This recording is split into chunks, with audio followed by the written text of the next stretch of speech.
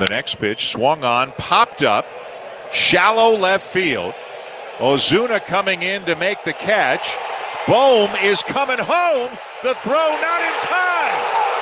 Darno had it on a bounce and tried to lunge at Bohm for the tag, but Bohm in just ahead of it as the Phillies have taken a 7-6 lead. And that's how you heard it last night on 97.3 ESPN. Dan Schulman on the call here on Sunday Night Baseball. A controversial end to the Phillies game last night gets them a game in the series against the Bravos. We got all that and more here on a Sports Bash Monday. What's going on, everybody? Good to have you with us on the Monday show. I'm your host, Mike Gill. Josh Henning is producing today's show. And you out there, the NHL trade deadline is today. I don't know what to anticipate. Are the Flyers just going to blow this thing up, break it all up? Do they have the ability to? Kevin Durso, once the trade deadline is over, will kind of give us what happened with this Flyers team and who's here, who goes.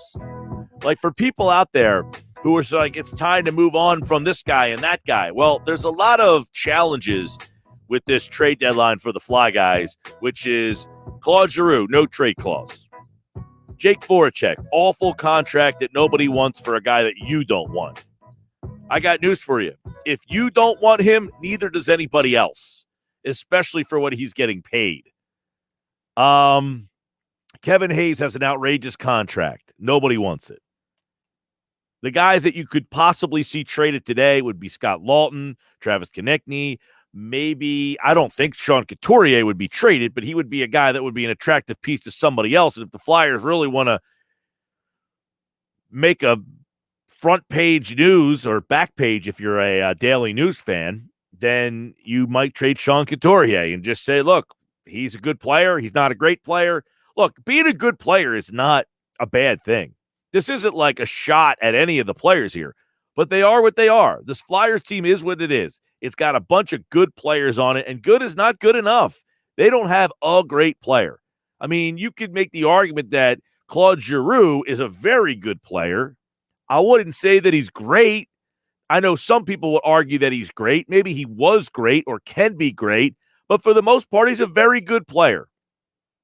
The team output will tell you how good the player is. Like, Jack Eichel's a great player. The team stinks. Jack Eichel, it doesn't mean right now that he stinks. Giroux doesn't stink. It just, he is what he is. Jack Eichel can't do it all himself. Claude Giroux can't do it all himself. You get to a point where you have to make the decision.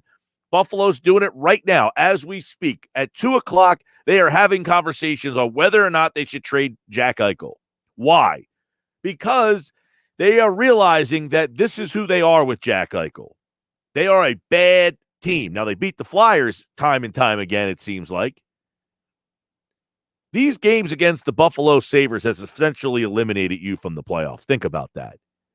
They have multiple losses to the Sabres in the last 2 weeks. The Sabres, who have won, how many games this year? 10? I feel like 3 of them have come against you. That's a bad sign. 3 o'clock deadline today. All the stuff happening. I feel like it's a very important deadline for the Flyers, by the way. This is a team that was the number 1 seed in the playoffs a year ago. They were the number 1 seed in the playoffs. They're not going to make the playoffs this year. That's an epic fail. This is a team that was the number 1 seed. The arrow was skyrocketing up. And here they are sitting here in disarray. Now, the optimistic Flyer fan would tell me they're only 4 points back. Well, Boston has 2 games at hand. They're playing the Buffalo Sabres, it seems like, every night of the week. And by the way, I guessed it right. The Buffalo Sabres have 10 wins. I was making a joke. They only have 10 wins. And I feel that 3 of them have come against the Flyers, including in the midst of a 17-game losing streak that they snapped. This is bad. The team is just absolutely – now, you might look at the record and say 19, 16, and 6, they're average. Yeah, they're average. But again, they were the number 1 seed in the playoffs last year. No matter how wonky it was that they obtained the number 1 seed, they were going to be 1, 2, or 3 getting into that thing. This was a good hockey team last year. And I don't typically sit here and give a lot of attention to a bad hockey team, but on trade deadline day, I feel like it's an important day for the franchise. Chuck Fletcher was brought in here a couple of years ago. And the thing to note about Chuck Fletcher being brought in here is that he does not have Flyers ties. He has no ties to this group of guys. They're not, it's not like Bobby Clark and Paul Holmgren and Ron Hextall. They were all old-time Flyers and had ties to this team. And, hey, Claude Giroux was drafted here. If Chuck Fletcher could figure out a way to get rid of Claude Giroux, Jake Voracek, and that crew of guys, I would imagine he would do so. Here's one question about the Flyers. I actually saw someone post this today on social media. Who the hell owns the team? Seriously, who owns the Flyers? Who's in charge over there? Who's pressing the buttons? Who's pulling the strings? Who's in charge of the Flyers? We talked about for years the Phillies had this faceless ownership group. Nobody knew who these guys were. The Phillies had like a faceless and nameless ownership group. Bill Giles and David Montgomery were kind of like the faces of the back end of this ownership group. They didn't own the whole team, but they were like the people that kind of were, hey, this is your hometown team. It was like local ownership, kind of. It had that feel to it. The Flyers for years had Ed Snyder. He was the face of the franchise. He was the heartbeat of the Flyers. And I think the heartbeat of the Flyers was these fans always believed in the Flyers because Ed Snyder always made you feel that I'm going to do whatever it takes to win. And whether it's the right move or the wrong move, I'm going to swing for the fences. Yeah, Buffalo, by the way, is 3-3 against the Flyers. They have 10 wins. They beat you 3 times. It's terrible. Ed Snyder made you feel like, whether he was right or wrong, they went after it. We don't know who's in charge of the Flyers. I couldn't tell you who's in charge of the Flyers. I think Comcast owns the Flyers. But at Comcast, who's making the decisions? Who are you answering to? Who's telling Chuck Fletcher, hey, this is what you have the ability to do today? You can pull a trade for Giroux. Again, Giroux has to waive a trade clause, but keep in mind, there have been players traded at the deadline or pre-deadline already who have waived the trade clause. If I'm Claude Giroux, I don't know what I'm hanging on to other than, hey, I like the school systems here.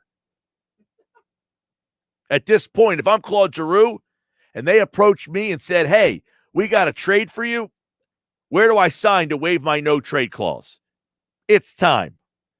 Think of Andy Reid with the Philadelphia Eagles. Not a bad player. It's just time. If Chuck Fletcher can make that move today, the Flyers, as we know it, would be able to kind of break free from what they've been. They need to make it's one of those, crap or get off the pot type of moments for this team. You are who you are. This is who you are. A Claude Giroux-led team. And this isn't an indictment on Claude Giroux. It's just this is who you are. He has been with this team for the last X amount of years, and this is who they are.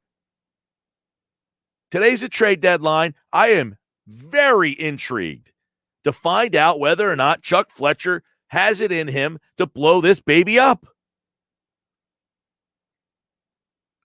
ESPN.com did a poll asking different executives in the league, coaches, front office executives, GMs, about who the 10 best players at each position was. The 10 best centers included no Flyers. The 10 best wingers included no Flyers. No surprises, they can't score. The 10 best defensemen included Ivan Provorov at number 10. He came into the list at number 10. Not a surprise, Provorov is very good. And the top 10 goalies included Carter Hart at number 7. The league feels that he's the 7th best goaltender in the league, and yet this is what you're getting this year. It's an indictment on the rest of the roster. that the executives and the players, and by the way, the goalies who voted on this as well, there was a separate list that just the goalies were asked, and Carter Hart still finished in the top 10 on that list. Now, Carter Hart has not played spectacularly. Let's be honest. He's give up some softies. His save percentage, oh my Lord, it's in like the mid-8s. That's horrible. But that being said, there's a lot more that goes into the play of him, and the others around this league can see it. So Carter Hart obviously has not played the way that you had hoped. And I said this many times on this show. The only reason you believed in the Flyers last year, if you're a casual fan and you said, man, the Flyers are the number 1 seed, why? The answer was Carter Hart. That's why. It's not Claude Giroux. It's not Jake Voracek. It's not Sean Couturier. It's not any of those guys. They've all been here. That's the same. The one reason you said, wow, this Flyers team's the number 1 seed. Why is that? Carter Hart. That was why. They had some defense that played a lot better. Niskanen was a big loss for this team, obviously, hindsight 2020. But the kid was unbelievable last year. He's 22 years old. He's obviously not playing nearly as well, but he was outstanding last year. For those of you who are saying, all right, the trade deadline today, what's going to happen? I have no idea. But I'll tell you what should happen. If I'm Chuck Fletcher, I am on that phone, and I am asking every team in the league, every team, and I'm calling them until they are annoyed with me and they almost have to give in. I am trading Claude Giroux. What do you want to give me for him? He is on the board. I'm amazed that there have been no leaks, rumors, nothing talking about who could be traded from the Philadelphia Flyers. Yeah, I mean, you've seen some stuff with Lawton and Konechny. You know, those names make sense. Why? Because they're contract situations. But I can't believe that nobody has even questioned, hey, would you think about approaching Claude Giroux and asking him, would he waive his no-trade deal? Same with Kevin Hayes. Hayes is not getting traded because the contract, no one's taking that deal. It's a bad deal. These things look great on the surface sometimes. Hey, we signed a guy. Oh, and last year he played really well. Until you realize I signed him for 6 years. So the push that Hayes gave you last year was nice. Can he do it 5 more years? Most likely not. The deal that Jake Voracek has, he's still signed for 3 more years. Just think about it. Jake Voracek is still signed for 3 more. You're done with him 2 years ago. They still have 3 more years left of this.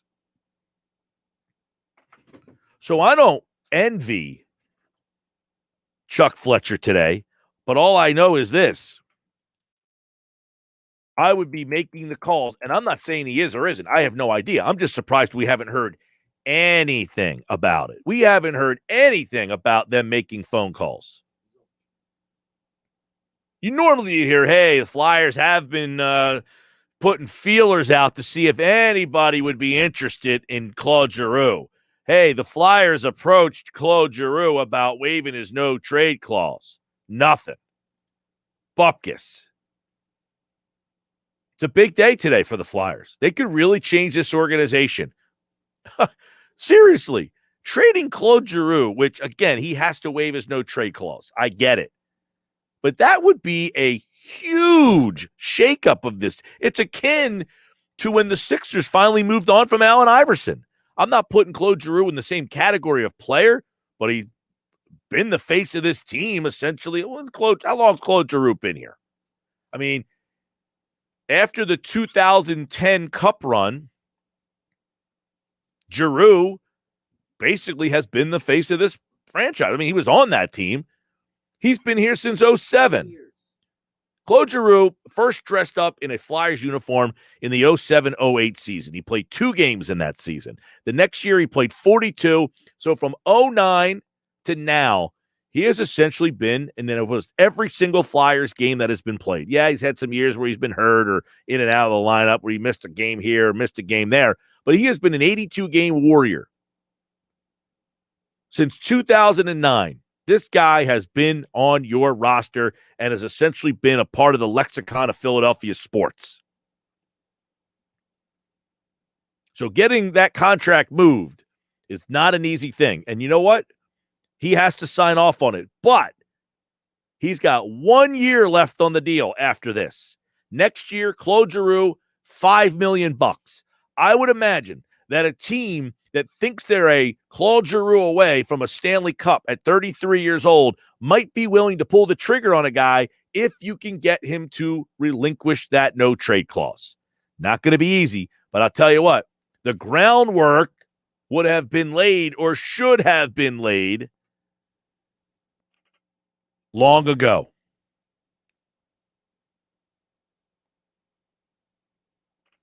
(609-403-0973) on the text board. 609-403-0973. Maka's watching on YouTube. Says there are 20-year-olds who think Claude Giroux is an original Flyer. Dude, he may be immortal. Yeah, like he was on the Broad Street Bullies teams back in the 70s. You're right. I mean, seriously, he's been here since 07. And again, I want to make this clear. I'm not ripping Claude Giroux. I'm not saying he stinks. All I'm saying is he's a very good player, but I think we know what this franchise is with him. And 8 minutes ago, it looks like the Flyers have decided they are not going to move on from Scott Laughton. And I'll give you the details on that coming up. Kevin Durso, our Flyers insider, will join me in the 4 o'clock hour. He said 17 minutes ago, 1 hour left until the trade deadline. Lots of moves around the league. Nothing much happening today, going kind of how I expected, honestly. So Kevin doesn't expect the Flyers to shake this baby up. Darren Dreger reported about an hour ago from TSN in Canada that there's ongoing back and forth negotiations between the Flyers and Scott Laughton. Teams with interest believe he signs and stays in Philly. So it looks like the Flyers are making the decision that they want to stay. And by the way, Laughton has signed a 5-year deal, so he is staying in Philadelphia. He will not be traded for the most part, unless it's a sign and trade, which I don't imagine happening. It's a 5-year deal, $3 million for Scott Laughton. He's staying in Philadelphia. So one guy that would have been on the trade deadline, that could have been on the trade market, Scott Laughton, he stays. But Laughton's not the guy that I would think about moving. In fact, signing Laughton by the Flyers is a smart move. He's a guy to start over with. The guy you want to try to move today is the captain. And it's not because he stinks. It's not a derogatory thing. It's just one of those things that it's time to move on and get a fresh face and a fresh start. That's all. It happens. This isn't, hey, you've been terrible, you're bad. No, he's still a pretty good player, Claude Giroux. It's just time. And I think for him, you got a chance. He's still a player that can produce. A team could probably use him. Laughton this year, by the way, 17 points, 7 goals, 10 assists. I mean, it's not that you're signing a superstar by any stretch of the imagination, but it's time to start rolling that face over. And it's not that Scott Laughton is the face of your franchise, but he's a very nice player, and you're getting him at a cheap price. I see why they made the move. But what does it mean? What's the precursor? What's next? We got that coming up here on the Sports Bash Live on 97.3 ESPN. A busy day. I want to get into so much stuff today. It was the Phillies last night. I know what happened. We will get into it. The play from Alvarado on Saturday, I want to discuss that. Bob Wankel today at 4:40. Jam-packed show in the middle today. Paul Hudrick inside the Sixers. John Clark, NBC Sports Philadelphia at 3:40. Football at 4. A new article today from The Athletic. I don't want to say it's not new information, but a lot of same information on the dysfunction in the Eagles front office. There are some things in there that I do want to point out that stand out to me. Mosher at 4. Kevin Durso recaps the Flyers trade deadline at 4:25, and Jeff Kerr tonight talks a little NFL at 5 o'clock. Brought to you by Matt Blatt Nissan.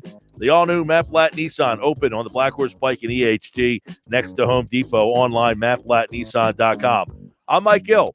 This is the Sports Bash on 97.3 ESPN. Yes, Paul, I do agree with you, and I mentioned that as well. It's time for Voracek to be moved, but guess what? If you want Voracek moved, that means nobody else wants him. Nobody wants that contract, Paul. Nobody wants that contract. Horrible. Horrible. Chris is watching on Facebook. Cooch is your franchise. He should be your captain. It's time. It's time to transition this team over to Sean Couturier or somebody else. But Couturier would be the guy. Good stuff. Let's get it going. Text me your thoughts. Do you want Claude Giroux traded? Are you ready to detach yourself from the captain, El Capitone? Back with more Sports Bash. 97.3 ESPN. Sports Bash Cash today at 2:55.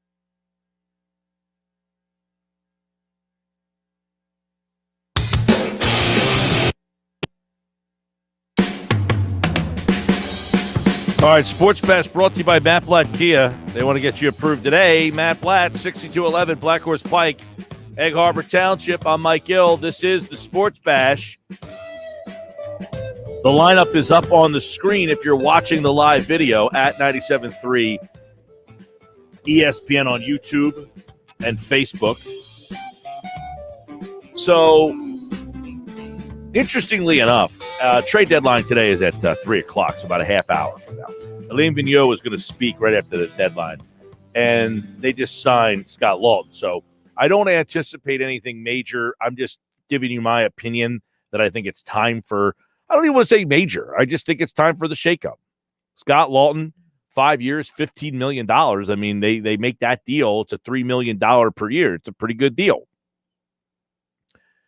The one thing that I would anticipate for today, and the Flyers have made it official, by the way, done deal, Scott Lawton is staying in Philadelphia, that maybe now that they got that out of the way, do they focus on – now I would think that definitively, if you were trying to trade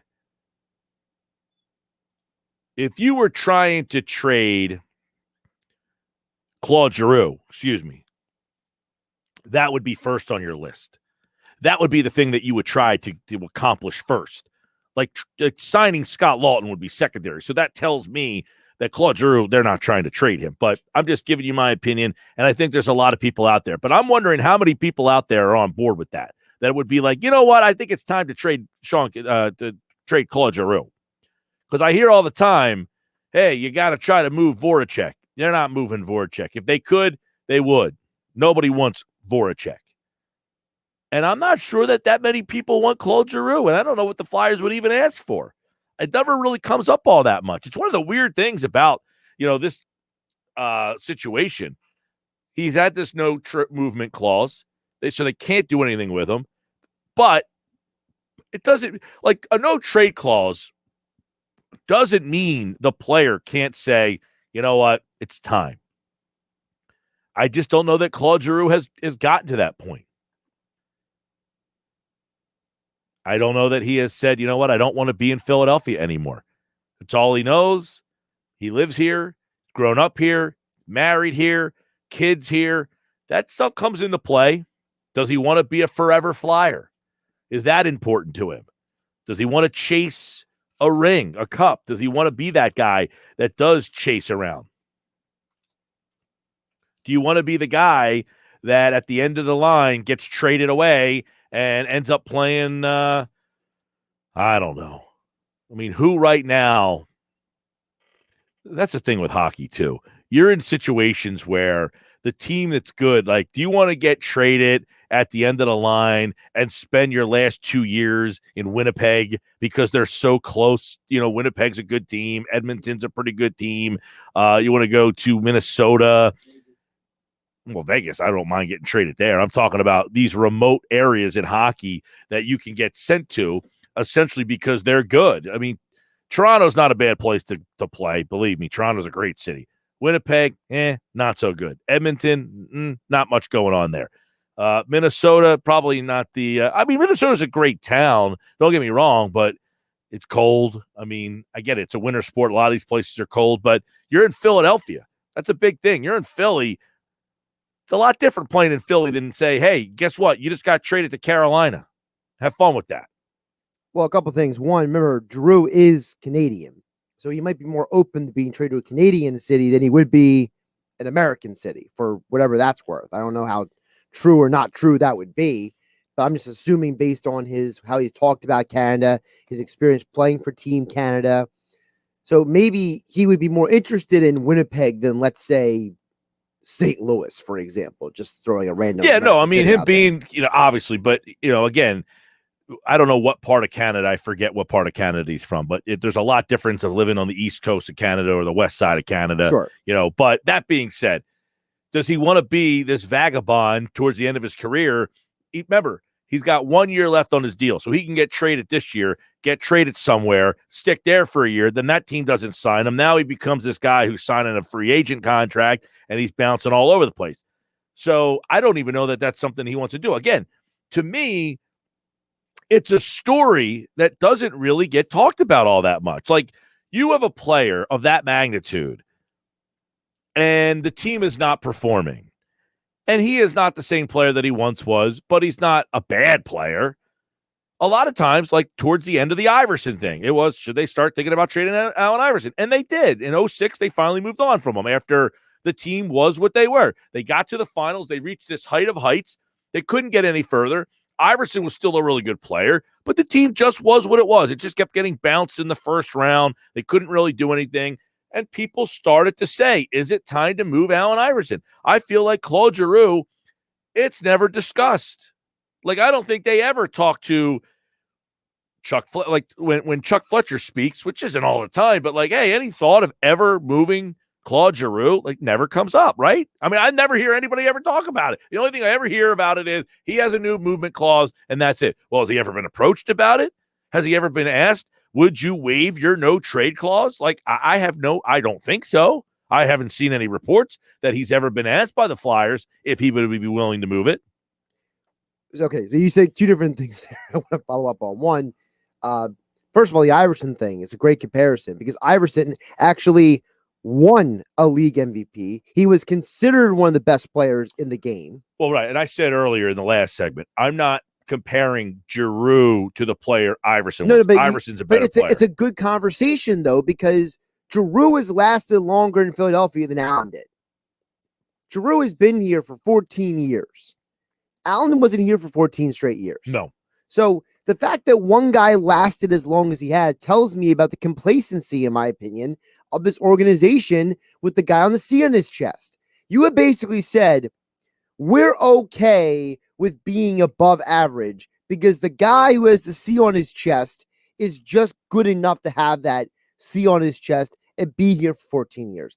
That to me is not good enough. So the Flyers organization in itself is telling you that they are complacent, that they are okay with being good enough. Well, that's why I said I have never heard anybody actually bring it up. I've never heard anybody really. It's never a topic like, hey, Giroux, they've approached him, they've asked him, they're, nothing. You've never heard his name in any trade stuff ever. The other three teams, you have heard every quote unquote big name star player, unquote, be moved or rumored of being moved at some point in the last 20 years. Heck, they just traded Carson Wentz, for God's sakes. Yeah, but for whatever reason, can't trade Claude Giroux. I just think it's a bunch of garbage, Mike. I think it's a bunch of garbage. This guy is still the captain, that this organization is complacent, and they have complete disinterest in doing what is necessary to build a winner. Because you have the goaltender. Sean Couturier is the Selke winner, okay? You have some good players here. Konechny's a good player. You have Provorov's a good player. But yet you're still hanging on to Giroux and Voracek like they won you a cup. You're not hanging on to Voracek. Nobody wants him. Come on. You're smart enough to know that. If they could pick up the phone and say, do you want Jake Voracek? Everybody hangs up on them. Well, so first of all, I don't know if they have made the call. It's not. Well, I don't. Okay, maybe they haven't made the call. Maybe they know the answer. You're getting hung up on by every team in the league. But nobody wants Jake Voracek. He's 31 years old, making way too much money, and he's got way too many. He still has 3 years left on his deal, making over $7.5 million a year. Guess what? I understand that. You could call every team that you want, and you know what you're going to get on the other end? If you still had dial tones in this day and age, you'd be getting a dial tone. Well, first of all, every year in the NHL, bad contracts are traded for each other. Every year, two dudes who have garbage contracts, the teams call each other and they say, you want my garbage? I'll take your garbage. You could do that. But instead of doing that, the Flyers, I think, are not even making those calls. And that's a problem to me. There are other guys with garbage contracts out there. I think you need to just call somebody and say, like Giordano in Calgary, or oh my goodness, I forget the one guy over in Parise over in Minnesota, or one of those guys, and be like, hey, you got a garbage contract. I got a garbage contract. Let's swap our garbage contract. It happens every year in the NHL, but the fact they don't do it bothers me, Mike. Maybe something to that effect, but so then you can just have somebody else to complain about. Sometimes it's dancing with the devil that you know, and just saying, hey, Jake's a good guy. He's good in the community. He's a good locker room guy. I don't need to swap him out to bring in a guy that I don't know who the fans are going to complain about 2 weeks into his tenure. But fine, they could go down that road. But if you want to trade Voracek to get something in return, that's not happening. That's correct. Right. I do agree with that. That ship has way sailed, and I don't even know if that ship ever had any wind in it. It might have had a win maybe like 5 years ago. Maybe. I mean, look, there was a year that Voracek had that opened everybody's eyes, that put him on the map. That's why I got the contract. Got him that deal. And then after that deal, he hasn't been very good. I mean, I guess you go back to the year that he had back in 14. He had 81 points in that season. It's the best year. He had one other year where he had 85 points, but he's not a goal scorer. A lot of those points get racked up as assists. And the problem is Voracek is an assist guy, and so is Giroux. Neither one of the guys are scorers. It's great to have Claude Giroux, who's a playmaker. He is a phenomenal passer, and he can score from time to time. The most goals Giroux has scored in a season is 28. It's not 34, by the way. It's not an indictment of he stinks, he can't play, but he is what he is. He's an assist guy. He is a facilitator. It's like Ben Simmons. If you want him to score, you're going to be frustrated. If you want Claude Giroux to be Sidney Crosby, well, sure. Then he's not stacking up to that. That's not who he is. The problem is you have a secondary player who's also an assist man. You know, a lot of people, you look at what Edmonton has done, right? Edmonton, who has Connor McDavid, Draisaitl, the best player in most people's minds, right? But he didn't. Draisaitl wins the MVP, right? You know, so they have a situation where they have great complementary guys. They do stuff that complement each other. Yes. Where the Flyers' top two quote-unquote players, really three when you think about it, Couturier is very similar to where he's not a goal scorer. He's a good passer, but what separates him from a Voracek is he's a two-way player, where Voracek... that's the key. Where Voracek basically is allergic to defense. See, now you went where I was talking about. So the problem with this team is they're not playing defense. They're leaving the goaltender out to dry every single night because your two quote-unquote best players, the guy with the C and the A on their chest, don't actually push their teammates to be defensive players, which is why, to me, you got to strip that C off of Giroux's chest and give it to somebody else. Well, give it to Couturier. We talked about it yesterday, and it was something I actually agree with Schwein with for the first time in my life. We actually agreed on a lot of things yesterday. It was pretty Was it enlightening? I went home and said, do I need to reevaluate my life? Are you buying? But he made the point is, if you take a bad penalty, are you afraid to walk into that locker room and have to stand up to Claude Giroux's wrath? No. When he says to you, dude, this is the third time you've taken that penalty. If it happens again, I'm taking the stick and I'm slashing your throat with it. Obviously, that's a little graphic, but you know what I mean? Like, are people intimidated by the captain? No. And again, this isn't an indictment on him as a player, but it's the reality. Like we all can understand where this franchise is and where this franchise is gone and where this franchise can't get to because this is who they are. Mike, the reality is that you've dug this hole for yourself. Chuck Fletcher was hired to dig you out of the hole. Yeah, I don't know if he's capable of doing it. Start digging. He's not digging, Mike. He's hanging out.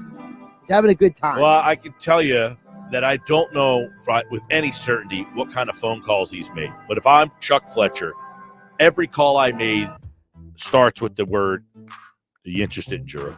Every one. And to me, that hasn't even been broached because if it was, someone would have leaked it out. Yeah. And in 14 years, we haven't heard his name mentioned in any trade stuff ever. And it's ridiculous to me. And they have 20 minutes to do it. And guess what? You're not trading your franchise face in 20 minutes. Sports Bash Live, 97.3 ESPN, the free mobile app. Watch the show live. Right? You can watch the show on Facebook and YouTube at 973 ESPN. Plenty more to get to. We'll keep our eye on the NHL trade deadline. I want to get into that Phillies ending from last night. Sports Bash, 97.3 ESPN.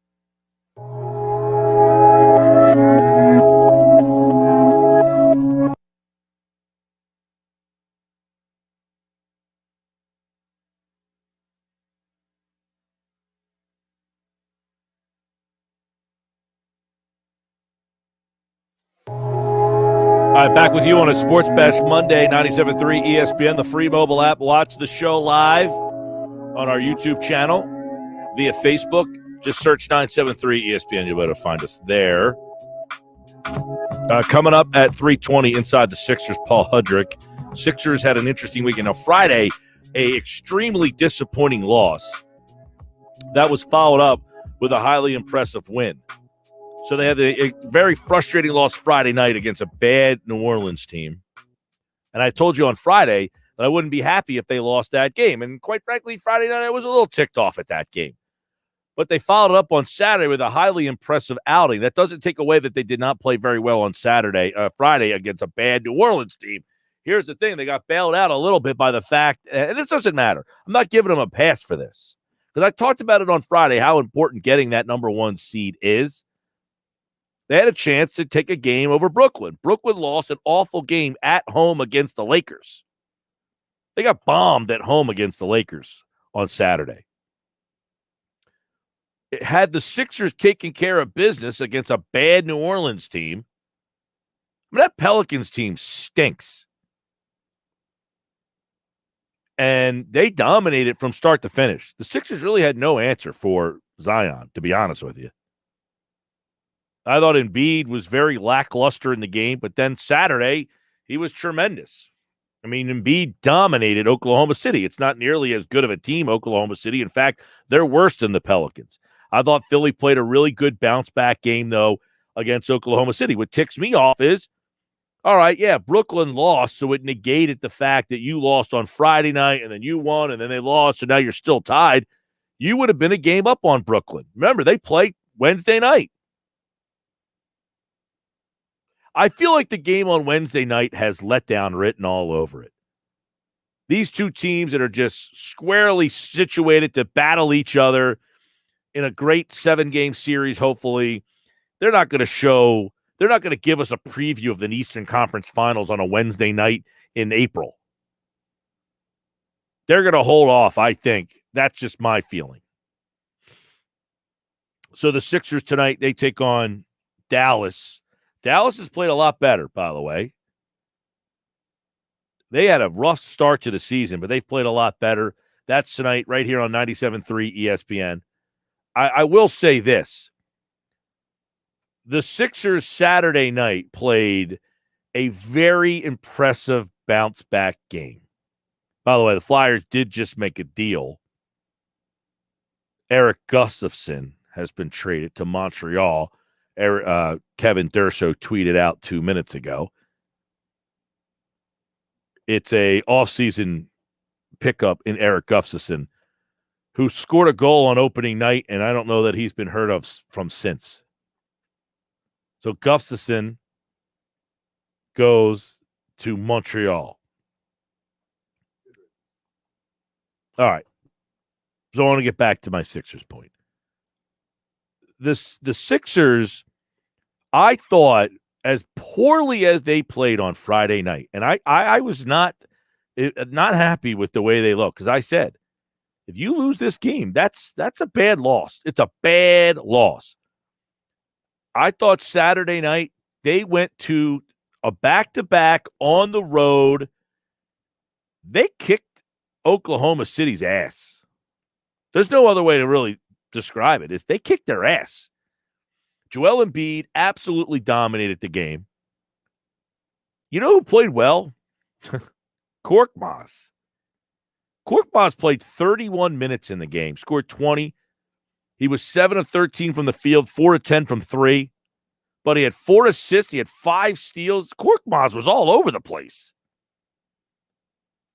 It was just a really solid bounce-back effort.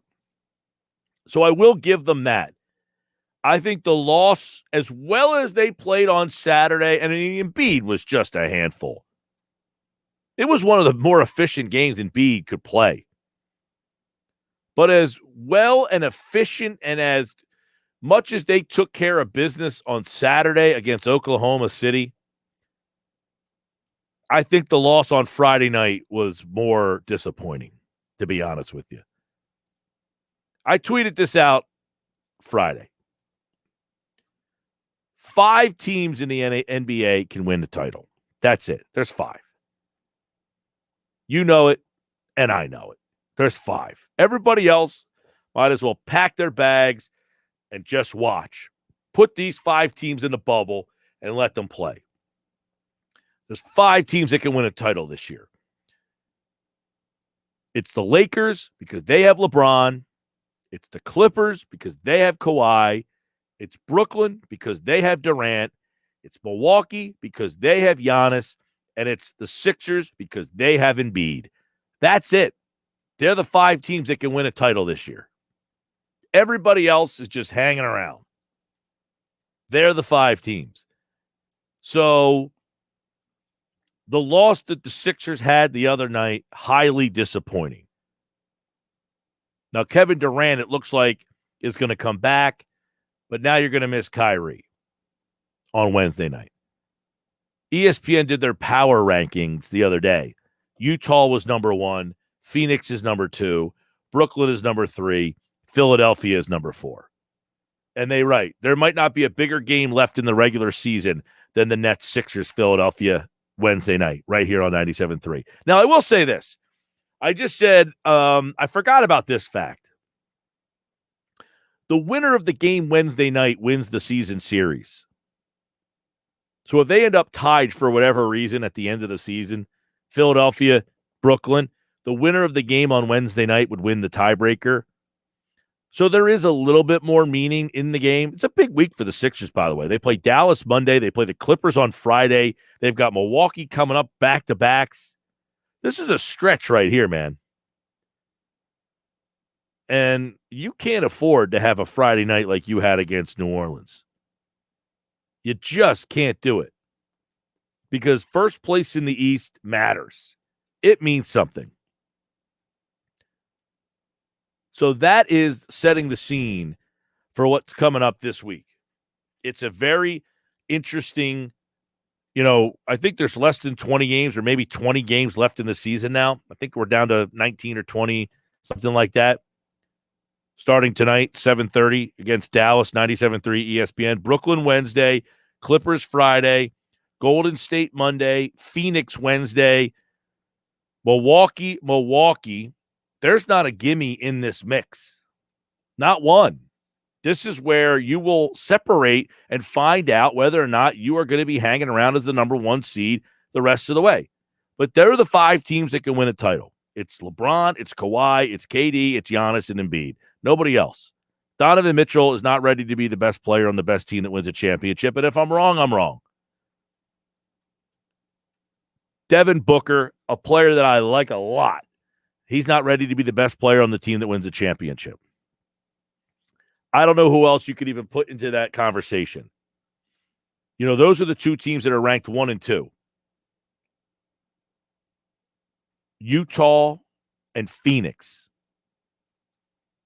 Think about how bad Phoenix has been for 10 years.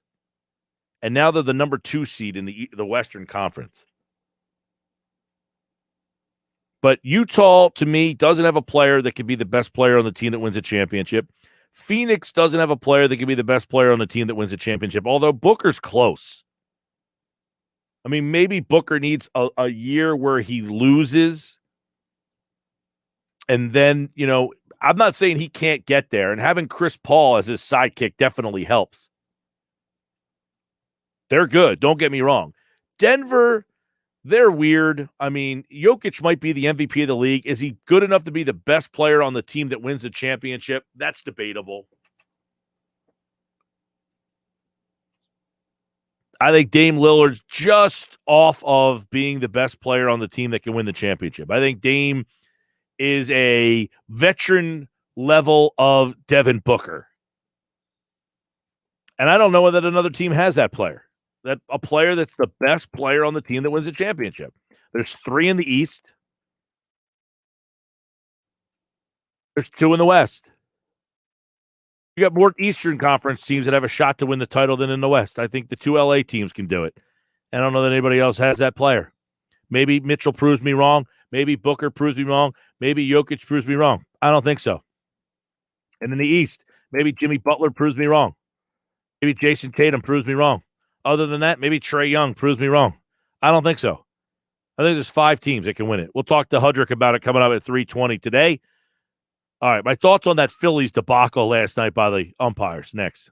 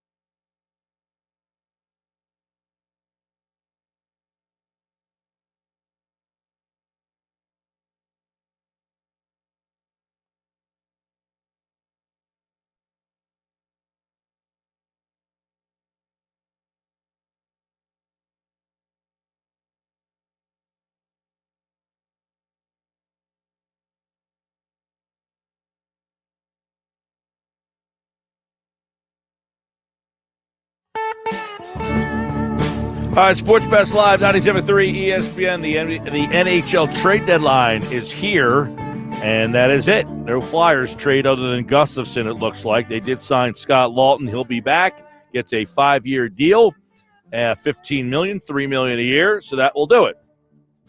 Sports Best Live, 97.3 ESPN, the free mobile app. Watch the show live on Facebook and YouTube, and, of course, coming up at 4:25 today, we will recap because Durso is writing everything for the website right now.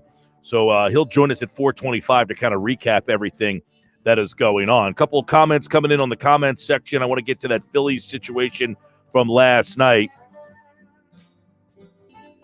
Gabe checks it. He says there's no interest in the Flyers. That's why you haven't heard anything about Giroux, or very little interest. I don't disagree. I think the Flyers' interest has really waned a lot. I'm not talking about specifically just this year, though. I'm talking about for the last 5 years. Giroux's been here 14 years. Many of them have not gone very well in recent times. They haven't got out of the first round ever. I think the Flyers' interest has dropped recently. Last year, I thought it picked back up. People were into that team last year. People were into the Flyers last year. They were fun. It was a fun team. So, Gabe, I don't agree with you 100%. I think this year, interest is zippo. The team stinks. There's apathy. When you get apathy, that's the worst. The interest will always be there from the diehard Flyer fan. Even those people, though, are starting to drop off a little bit. That building used to be filled as a rite of passage. It's not filled anymore.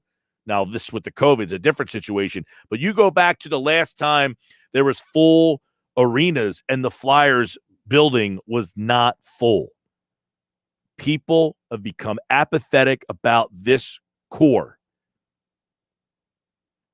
When they're good, yeah, people like teams that are good. But Flyer fans typically didn't care whether they were good or bad. They always support it. That has dropped. And I think a lot of it has to do, it's the Andy Reid syndrome. Andy Reid was there for how many years? 14 years? And the breaking point became, it's not that Andy Reid stunk, it was time to move on. I think Claude Giroux was hitting the Andy Reid portion of his career. There is interest in the Flyers when they're good. The interest is not the same as it used to be, though. I agree with you on that, Gabe. But the interest was there last year. People were into that team last year because it was different. They had a goalie. It was different. Matt checks in. Bohm got his toe to touch the plate. Catcher could land the tag.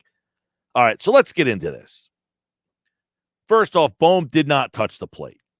That's evident. In fact, early in the views, before they started to show different views of that play at the plate, I wasn't even sure that the catcher even tugged Bohm. At that point, I said, Bohm never touched the plate, and the guy never tugged Bohm. Now what? I think later on in some of the different views, you saw Bohm was tugged. And I don't believe he ever tugged the plate. So what do you do in this situation? Like all leagues with replay, it must be 100% evident that the call should be turned. Now, you can make a pretty strong argument that I think if you show 10 people that video, at least 9 of them would say he never touched home plate. But you need all 10. Replay should be used in situations that are obvious. That play is not an obvious situation. That wasn't even a coach's challenge last night. That was an umpire checking it out. Baseball needs to figure out what they want to do with this replay situation. They have had mess after mess after mess on their hands. But for the most part, and look, it benefited the Phillies last night. No question about it. It benefited the Phillies last night. But was it 100% conclusive that he missed the plate last night? I think to logical people, yes, he missed the plate. But There's that small portion of person out there that says, well, you can't really prove it unless you had that angle over the top that would have shown his foot glancing the plate. Here's what I'll tell you. Bohm taking off there, it's good scouting by the Phillies. They had scouted that the arm in left field was not a great arm. And they said, you know what? If there's a short fly ball, and it's a good job by Bohm and Dusty Wathan and the Phillies as a whole, knowing that. If there's a fly ball hit to left field, we're going to run on that arm. So while the play at the plate can be discussed ad nauseum, what I want to talk about is the fact that the Phillies were prepared for that moment, that the Phillies had a plan, they implemented the plan, and they executed it. Their scouting report said, anything hit to left field, make Ozuna throw the ball. And that's what they did, and that's why they won last night. There's a couple of reasons in that game, or a couple of things in that game that could have, gone the other way. I didn't like how Girardi used his bullpen last night. Earlier in that game, they went with Brogdon. And Brogdon, to me, is the guy that I'm holding on to. They used him in the 6th. And then Coonrod comes in and has to face the top of their lineup, and he gives up a bomb. See, I go Coonrod in that situation a little earlier, and I hold Brogdon to the later inning. I would have gone Coonrod in the 6th, Brogdon in the 7th, Alvarado 8, and then Neris in the 9th. That's minor, but that's something that I think could have been a factor in the game. Brogdon comes in, has a clean inning with a strikeout. Coonrod comes in, and I'm not blasting Coonrod.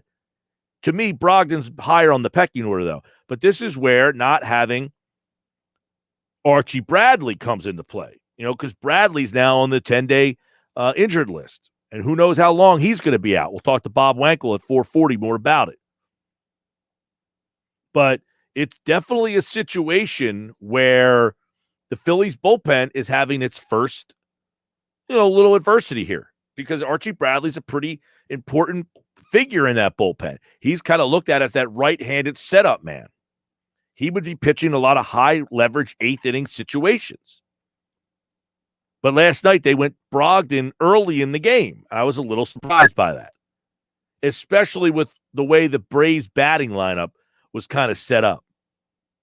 But the play at the plate, I give all the credit to the Phillies there. Yeah, he probably was out.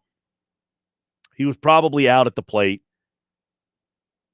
But I give the Phillies a lot of credit. Now, on the flip side of things, you have a situation where Saturday night, I don't know who to place blame on. We were talking about it yesterday with Tommy Green, the former Phillies pitcher. Now, full disclosure, he didn't see it. He heard it on the radio. So I don't know that he saw the video to give us the best answer, but he broke it down as a pitcher. And this is what I would say. I thought Alvarado, as a pitcher, his instinct is to get the double play. I wanted to see what Alvarado did before the pitch. Okay? What does that mean? Meaning Alvarado has the ball, there's a runner on first and third, and he motions to who? Does he motion to Didi? Hey, me and you, we got this here. Double, come back. Anytime there's a runner on first base, the pitcher will turn and signal to the middle infielders, who's got me? Who's got me on a comebacker? Ball hits back to me. Who's the guy who has the bag? It's normally the shortstop. The shortstop, because he has the angle on the throw. Okay. Ball hit to me. Who's with me on that comebacker? DD, you. So I want to see if those two guys communicate it there. So even before the pitch, I think it's the most important part about that whole situation. Who did Alvarado, connect with? The ball's then a slow one hopper, bounces high back to Alvarado. Here's where Didi starts to charge because the ball goes up in the air, and he's thinking if it goes over Alvarado's head, I need to be there and come home with it. Well, he didn't read it very well. The runner breaks from third. Alvarado turns to second. Well, Didi's not there. There's a lot going into this situation. But last night, I felt the Phillies, were highly prepared for that play. Whereas the night before, I don't want to say they were unprepared. There's no scouting report for that. What I would say is the Atlanta Braves just hit the perfect ball in that situation. Like, the more that I watched it and the more that you think about it, I don't know that someone's right or wrong or indifferent. I just think that's the perfectly hit ball in that spot. If you were to say, I got a runner on first and third, and the shortstop is up on, he was even with the bag, what do I want to do with that? I want you to hit it. If I'm going to make an out, of course, I want you to get a base hit, but if I'm going to make an out, how do you want me to make this out? I want you to hit the ball high, one hopper, back to the pitcher, have everybody in chaos. That's essentially what happened. The Braves had the perfect scenario there. The more I watched it over and over again, I said, I don't know that anybody's wrong here. For me, Alvarado's a left-handed pitcher. The lefty, the way he fielded that ball, his shoulders are square to throw the ball to second base. Because of he being left-handed, he was able to turn his body, field it with his right hand, and square to second. There was nobody there. So then he had to turn and throw home. The catcher didn't look like he was ready for a throw to come home. If it's a right-handed pitcher, he might field that ball in front with his shoulders squared, look over to the runner at third base, and then throw to first. And now you have second and third with two outs. So I think for the pitcher, he wants the double play and get out of the inning. I think for the safest route, you get the out at first base. But I think the way that ball was hit, it puts you in no man's land for everybody. That's why it was so difficult. But the play at the plate last night, outrage ensued that the guy got it wrong, and then they checked it on. Look, if it was a play in the Phillies situation, I think we would all be outraged today. It benefited the Phillies, and I'm here to tell you, I thought Bohm was out.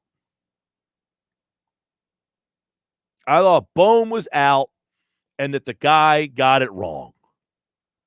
However, I also feel that it was so close, you can't set a precedent that you're going to start changing things just because you think you got it wrong, or that maybe I missed that, or maybe he didn't get the plate. It has to be conclusive. That's what the rule is. So I'm happy that they didn't change it, even though I thought they got it wrong, if that makes any sense. 609-403-0973. 609-403-0973. I think this is a interesting phase for the Phillies. They got a 4-game set coming up, and that's the kind of, if they got swept, I feel like, see, Archie Bradley's a guy that I like because of the vibes he gives this team. And with that kind of out the door right now, he's on the injured list. I'm kind of interested to see what kind of impact it is, because I've been big on the Archie Bradley has been a big help to this team. So I'm interested to see how that all kind of comes into play. All right, we'll do more Phillies with Bob Wankel coming up at 4:40 today on the Sports Bash. Coming up, we'll get into the Sixers and their weekend. Friday night, disappointing. Saturday night, impressive. But how big is this week? Paul Hudrick joins me to talk about that. Inside the Sixers is on the way. Sports Bash is live on 97.3 ESPN. Coming up at 3:55, I have another Sports Bash cash code word for you, so stick around for that. Comments, questions, send them into the text board, 609-403-0973. If you're watching the show, if you're streaming the video, you can get involved in the live chat. I see some people over there chatting up about this Flyers trade deadline, in which they did nada. All right, back with more Sports Bash, 97.3 ESPN.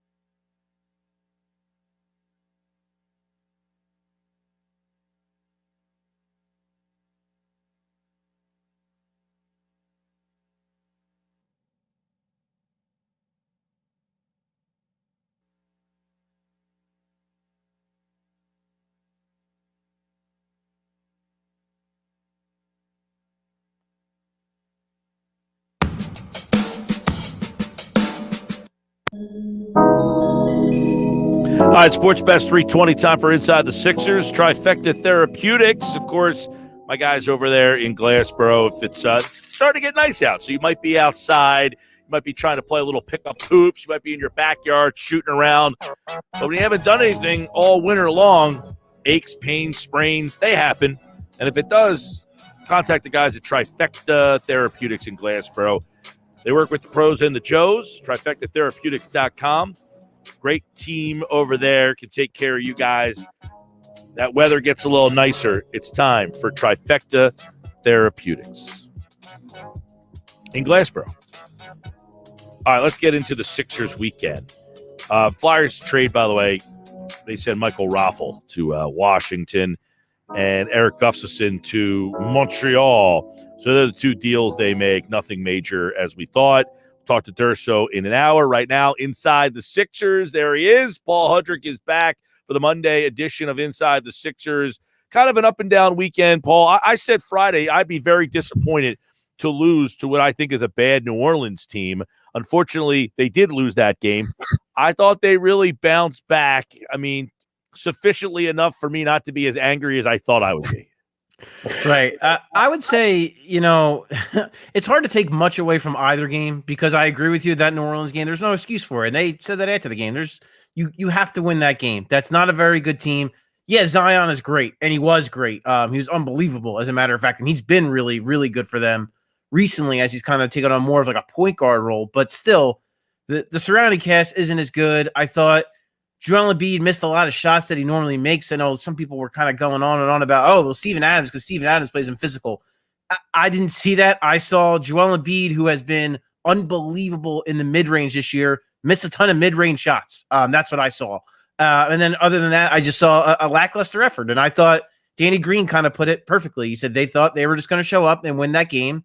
And as we know, in the NBA, it doesn't work that way on a lot of nights. Now, Oklahoma City, I think they guys just showed up and could have won that game because that team is decimated. But New Orleans has enough guys. They're physical enough. They're young enough. They have enough energy that you can't go in there and play like that. So, yeah, I don't put a lot of stock into either of those games, honestly, Mike. I just, they split them. They have a chance to go 3-1 on the road trip. If that's the case, tonight in Dallas, and that would be a pretty darn good road trip considering they're just coming off that 6-game roadie right before it. Well, if we don't put a lot of stock in those two, this is a week, Paul, where you got to put a lot of stock into, because now you're going to start seeing whether or not this team's a championship contender or not. I think this is an interesting week. You got Dallas is a good team tonight, Brooklyn, which is obviously everybody's been waiting for this game, and it's a meaningful situation. It splits the tie in their series. The Clippers on Friday, Golden State Monday, Phoenix on Wednesday, back-to-backs, not back-to-backs, but back-to-back games with Milwaukee. So these next 2 weeks, you're going to really find out what the ceiling of this team is, I think, the makeup of this team.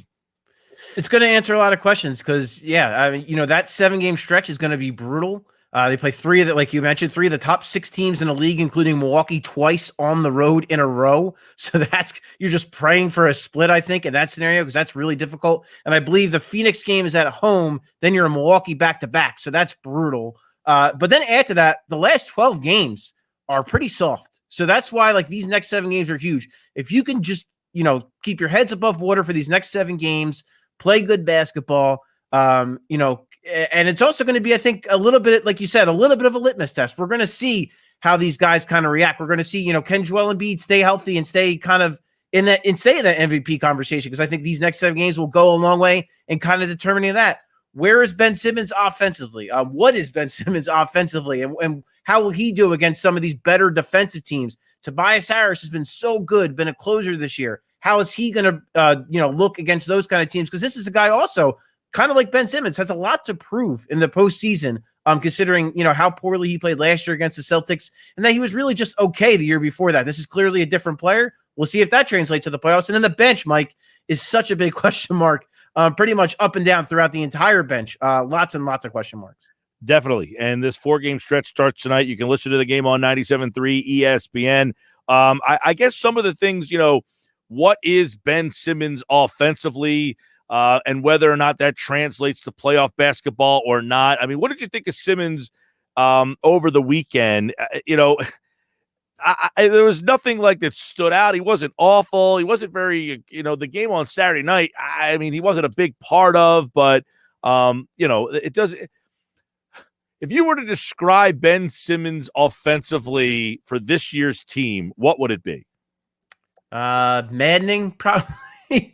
Has probably been the best term. I mean, listen, he's, especially since the All-Star break, he's really offensively, he seems like he's really searching out there, and he's really looking for ways to become, to become a fit and then make it make sense. And it's ironically enough, the times he's looked the best offensively is when he's playing with Joel Embiid. So for all the years that there was all this hand-wringing over, can they play together? They need to trade one of them. Ben Simmons has been at his best when he's playing with Joel Embiid. It's so funny to think about. Over the weekend that they are the best tandem in all of basketball. It's crazy to think about. And then conversely, Ben Simmons and Dwight Howard really, I mean, quite frankly, has been a disaster. It just has not worked out on either end of the floor. Doc Rivers keeps going to it, and for the life of me, I can't figure out why he keeps doing it now. And I really hope in the playoffs that's maybe a hole that George Hill can fill, where, in those Embiid-less, you pair Embiid and Simmons together and then Hill and Howard together. I think that's the way you almost have to do it, because it's just been so bad with Simmons and Dwight Howard together.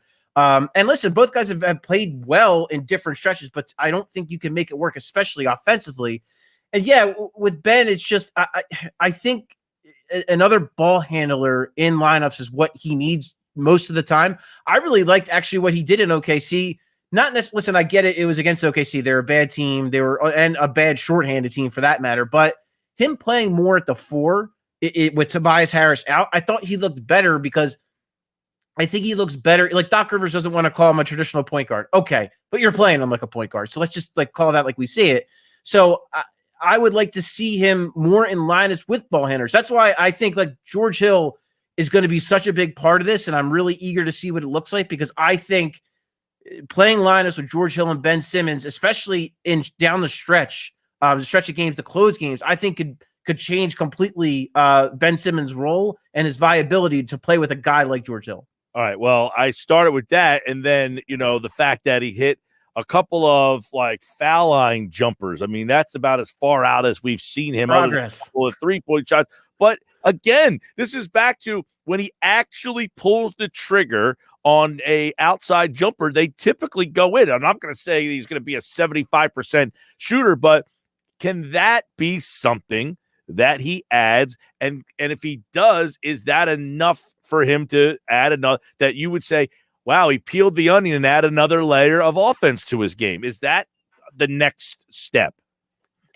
I don't want to say that, only because we've kind of seen this movie before where he'll do it for a game or two, or he'll hit a 3 in a game situation. You're like, okay, maybe this is it. Maybe this is the same game the other night. I couldn't believe it. I know and listen, that I guess my big question for the situation is, did he do it because they were playing a bad team and he felt like, whatever, this is a bad team, we're going to win this game anyway, so let me just take a couple shots? Wait, hold on a second, though. How many times have they been in games where they have big leads and you're just like, hey, we're up 25. This is the time to do it. Right? No, I hear you. No, you're right. But I'm just curious. I'm curious if that's the case, that he maybe felt looser coming into that game. I'm hoping that's not the case. I mean, I'm hoping that this means, okay, I need to be more comfortable, especially like that. So if him and Joel Embiid want to run that little snug pick and roll action, which I think is a viable look for the two of them and can help, it's not like an option A thing, but it's something that can help them. And I think a look they can go to. If Ben Simmons can just hit that little, I don't know, like a 10-foot jump shot, in that little spot, it could change that look. It can make that look even better. And it can make him more dangerous for sure. So, I don't want to get overexcited about him hitting a couple of jumpers. It's good. He should be doing it. Joel was excited. He was. Joel was excited. Listen, he took 3 of them and made 2 of them. Sure. I would like to see him take more, especially if you're going to do it now. Do it in the regular season. Well, if you miss a bunch of them, it's okay. Because maybe you figure it out by the postseason, you're hitting more of them. Or if you struggle and you don't hit them, you put it back in your back pocket in the postseason. To me, it's a situation where I don't understand what he has to lose by doing it. But like I said, we've seen this movie before. I hope it's it's different and that it trends in another direction. But I guess we're going to get our first look tonight. Unbelievable. So if you were to take something from the New Orleans game that would concern you moving forward, was that just, I mean, obviously they didn't have much of an answer for Zion, but was there anything else that you're like, ooh, if that continues to be repetitious, that could be a problem? Or was it just a bad night against a guy who was playing really, because as you mentioned, Zion has really kind of become more of a point forward, and I don't know that the Sixers really have a great matchup for him. Yeah, I mean, that seemed to be the issue, is that I don't think Doc Rivers kind of found the right matchup, but kind of until the end, it seemed like Danny Green actually kind of matched up against him best, where, I mean, and that's to say he matched up against him like best, like between the options, not to say he matched up well, but yeah, kind of, letting Danny kind of guard him on the perimeter, just kind of try to feed him into Joel into the paint. I think that seemed to be their best strategy, and that seemed to be when they kind of scratched and clawed back into the game. But like, to your question about my concern, it would be just, I thought Danny Green's comments were poignant, that, this is still a young team and they do stuff like this where occasionally it's been much better. You can't take, want to give them credit for that it's been better than in years past. But the fact that they still have games like this every once in a while is a little troubling. Now, with that said, the Brooklyn Nets also just dropped a game with Kyrie and KD to the Lakers without LeBron and AD. So, I mean, these things happen. It's a long NBA season, so I don't want to put too much stock into that. But the fact that these things linger every once in a while is slightly troubling. But for the most part this year, they've been good at being mature and taking care of business. And over the next 7 games, there's not going to be an opportunity for that because there's really no breaks. All right, Flyers tonight, they take on Dallas. It's a very busy, interesting week. And you mentioned Brooklyn. They'll be here Wednesday night. And, of course, we'll have plenty on that one. It's a big game, too, because the winner of that game wins the season series. And then if they end up in a tie, that means whoever wins that game Wednesday night would be the 1 seed or the 2 seed. So it is a interesting game on Wednesday night. You're not going to see Harden in that game, and you're not going to see Kyrie in that game either, most likely, I would imagine. I think he's out for personal reasons for at least this week here. So the Sixers have an opportunity to get that one, maybe get some separation between them and the Nets. Paul will be back on Wednesday. We'll break that all down. They play the Mavericks tonight, and you can hear the game right here on 97.3 ESPN. And Paul Hudrick, like all guests, appeared via the Boardwalk Honda hotline. All right, Paul, take care, man. You too, Mike. Thanks, man. All right, there he goes. Paul Hudrick, our Sixers insider. And, of course, he, like all guests, appeared via the Boardwalk Honda hotline. And, of course, coming up tonight, Tom again at 7:30 has the call on 97.3 ESPN. All right, we got a lot that we want to dive into on today's show, including what's going on with the NFL and the Eagles. And, of course, this big draft that is coming up with that pick. And we had Sal Powell on Friday's show. We had John Clayton on Friday's show. We talked a lot about the draft. We're going to dive into that story from The Athletic today about the dysfunction in the Eagles front office, which isn't a surprise. But some of the things that stood out from Zach Berman, Bo Wolf, and Sheil Kapadia's article. That's all still to come. But on the other side, a guy we could spin around. It's going to be like a little 4 for 4 type of conversation. I want to ask John Clark why he thinks Claude Giroux has never been brought up in any trade talks. John Clark, NBC Sports Philadelphia. When there's a big interview in town, they talk to John. He's got his new podcast out, talking to Bryce Harper, the biggest names in Philly sports. We will talk to him coming up next here on the Sports Bash Live on 97.3 ESPN.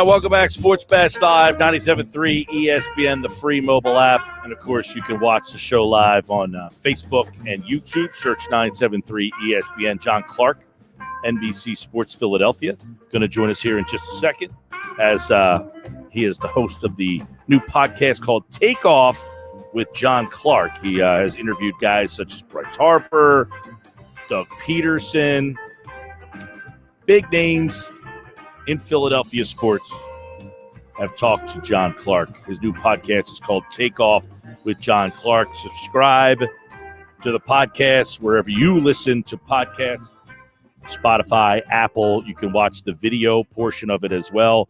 Follow John on Twitter at JClarkNBCS, and you can get a little insight on the new podcast. It's called Take Off with John Clark, and he joins us now from NBC Sports Philadelphia right here on the Boardwalk Honda Hotline. As a lot going on as the NHL deadline today, the Sixers weekend, the Phillies had a wild weekend as well, the NFL draft. So let's get into it now with John Clark from NBC Sports Philadelphia, and the new podcast is called Take Off with John Clark. What's going on, John? Hey, how are you doing? Good to talk to you again. Yeah, man, it's been a while. We're doing well, and it's been a interesting time, and you started a new little venture into the podcasting world as well. Take Off with John Clark, and of course, right off the bat, as we would expect, you talked to some heavy hitters so far. Yeah, I'll tell you what, I especially during the pandemic, I listened to a lot of long-form interviews, and I really, really enjoy that format where you can kind of get into a lot of things with, a lot of people that have had a really big influence on Philly sports, whether it's coaches or players, like Doug Peterson for the first one, and then Daryl Morey and Bryce Harper. And I always like to find out what makes somebody tick and the why behind a lot of things, and then, answer questions that people want answers to. So, I love the format. I mean, you got a great format there. You can talk to the people all day and get real honest opinions. So I'm excited to jump into this. Yeah, and I know each guy, that you talk to all have an interesting story. Like you got a chance to talk to Doug Peterson, but also his son at the same time. But when you talk to Doug, did you feel like you're talking to a guy that was like exhaling from getting out of a situation that maybe he just was tired of being in? Like, what was your talking to Doug, what kind of impression did you get about where he is? Is he at peace with no longer being the head coach of the Philadelphia Eagles? I do believe him when he says he is at peace, and he looks so refreshed, living in Florida with his family and getting a lot of time for himself and his family. I really think that this past year was the toughest of his football life. He got COVID, and then the season just completely unraveled, and so many things went wrong, and it became a huge mess. And so I do think that he wants to be a head coach again, but I do think that the situation just didn't work out for both the Eagles and Doug. And he wanted to be able to choose his own coaches, and he wanted to have more influence over the things he does. And the Eagles made a decision that they wanted maybe some other coaches and some other innovative ideas to come in, and they just couldn't come together on it. So I see both sides of it, but I do think Doug is really refreshed, and I think we'll see if he gets another head coaching opportunity next year, but he does want to get back in. Yeah, John Clark's our guest. The podcast is called Take Off with John Clark. Follow him on Twitter at jclark. NBCS, and subscribe wherever you get your podcast so you can get the alert, because he gets the big names as always. And one of them is Bryce Harper, who obviously is now into his third season here. But I thought they said something on the broadcast last night that talked about how Bryce has really, embraced everything that the organization has asked him to do. And when he first got in the league, he may have been a little bit more sheltered. He didn't want to talk.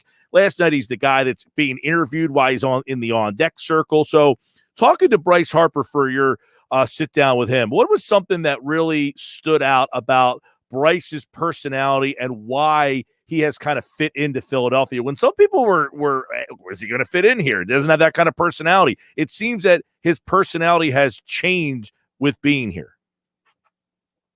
Well, I think he does fit Philly's personality.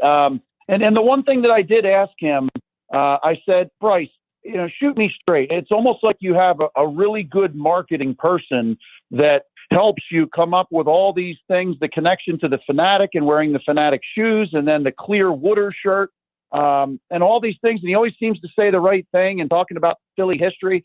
And he said, no, that is just stuff that I want to do and I like to do.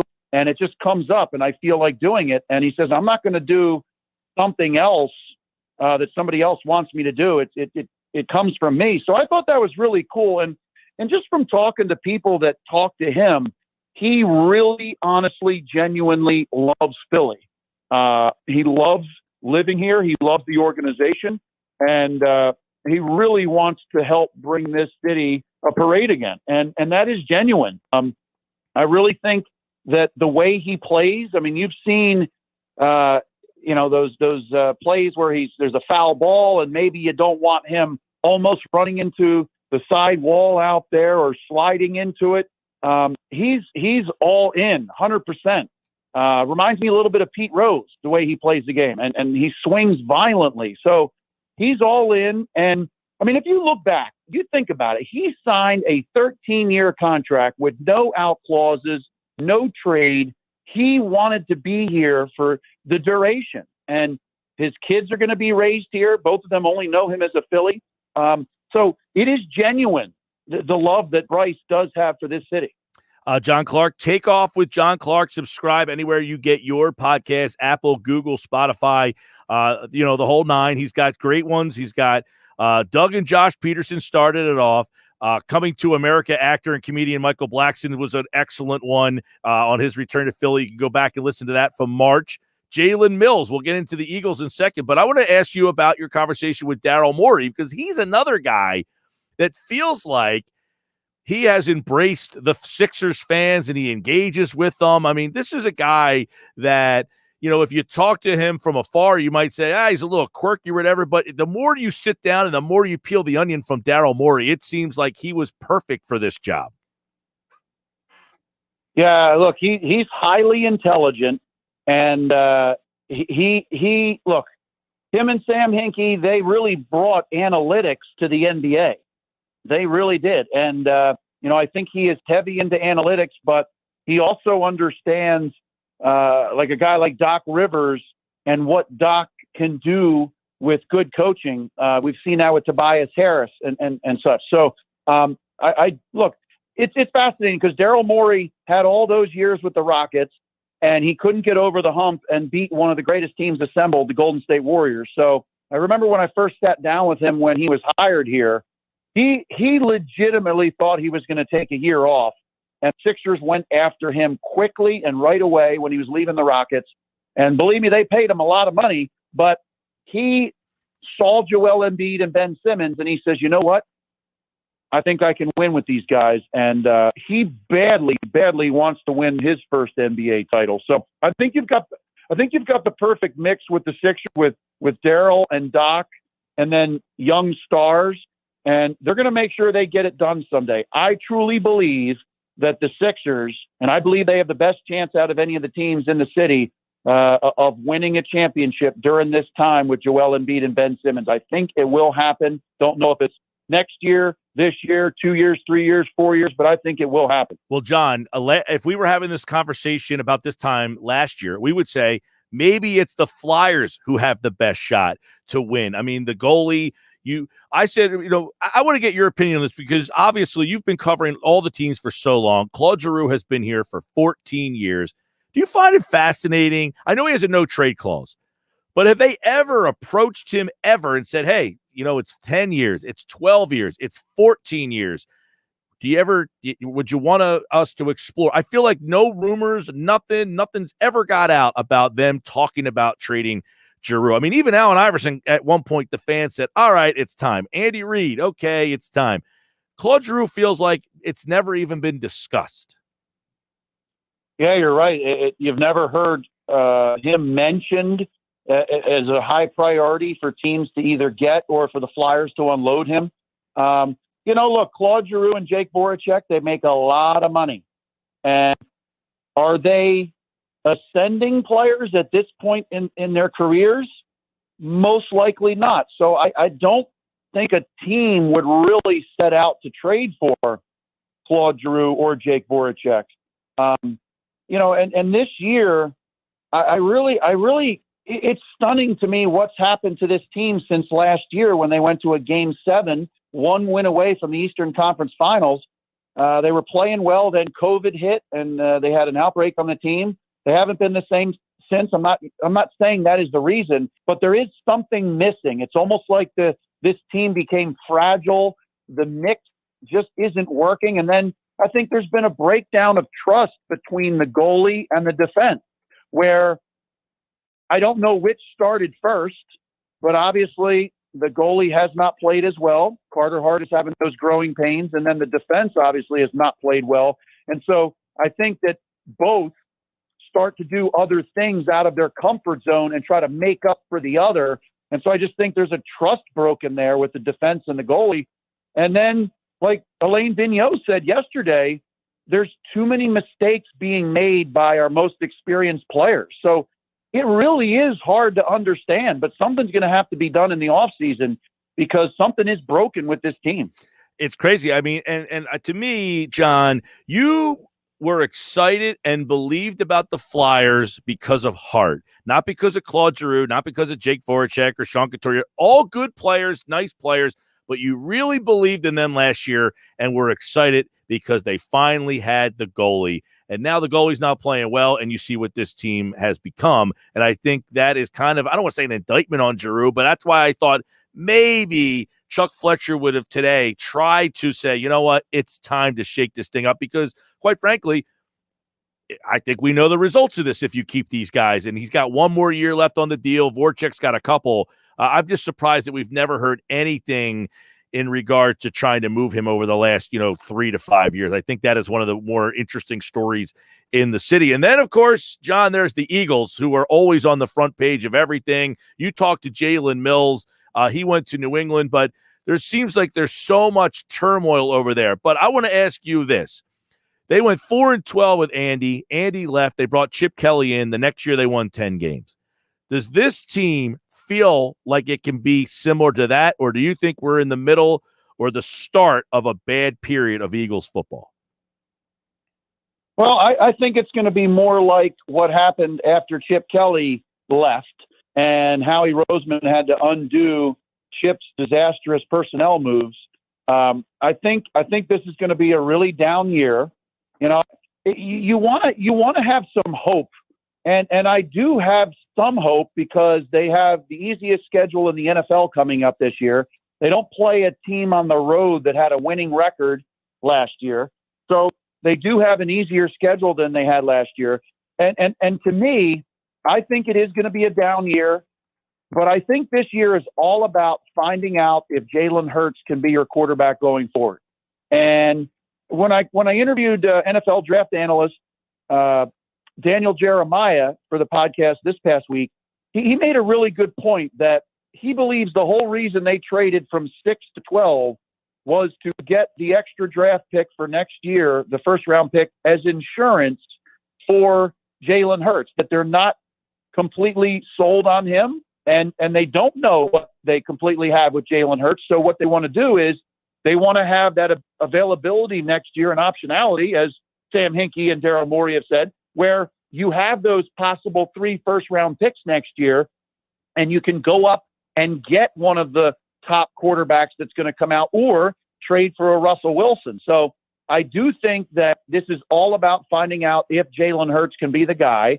And I don't think I know. I don't know who does know, but I want to see Jalen Hurts get his chance, a full off season with the young players on offense and getting all the reps.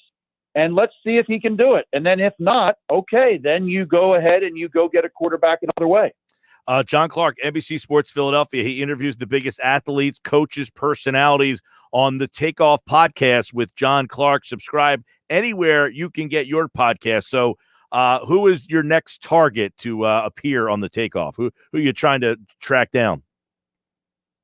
Well, working on a couple things leading up to the Eagles draft, of course. I will hopefully maybe by the end of the weekend know who our next guest or guests are. I don't want to put it out there yet, but right. Working on something pretty good. And it relates to a game that's coming up.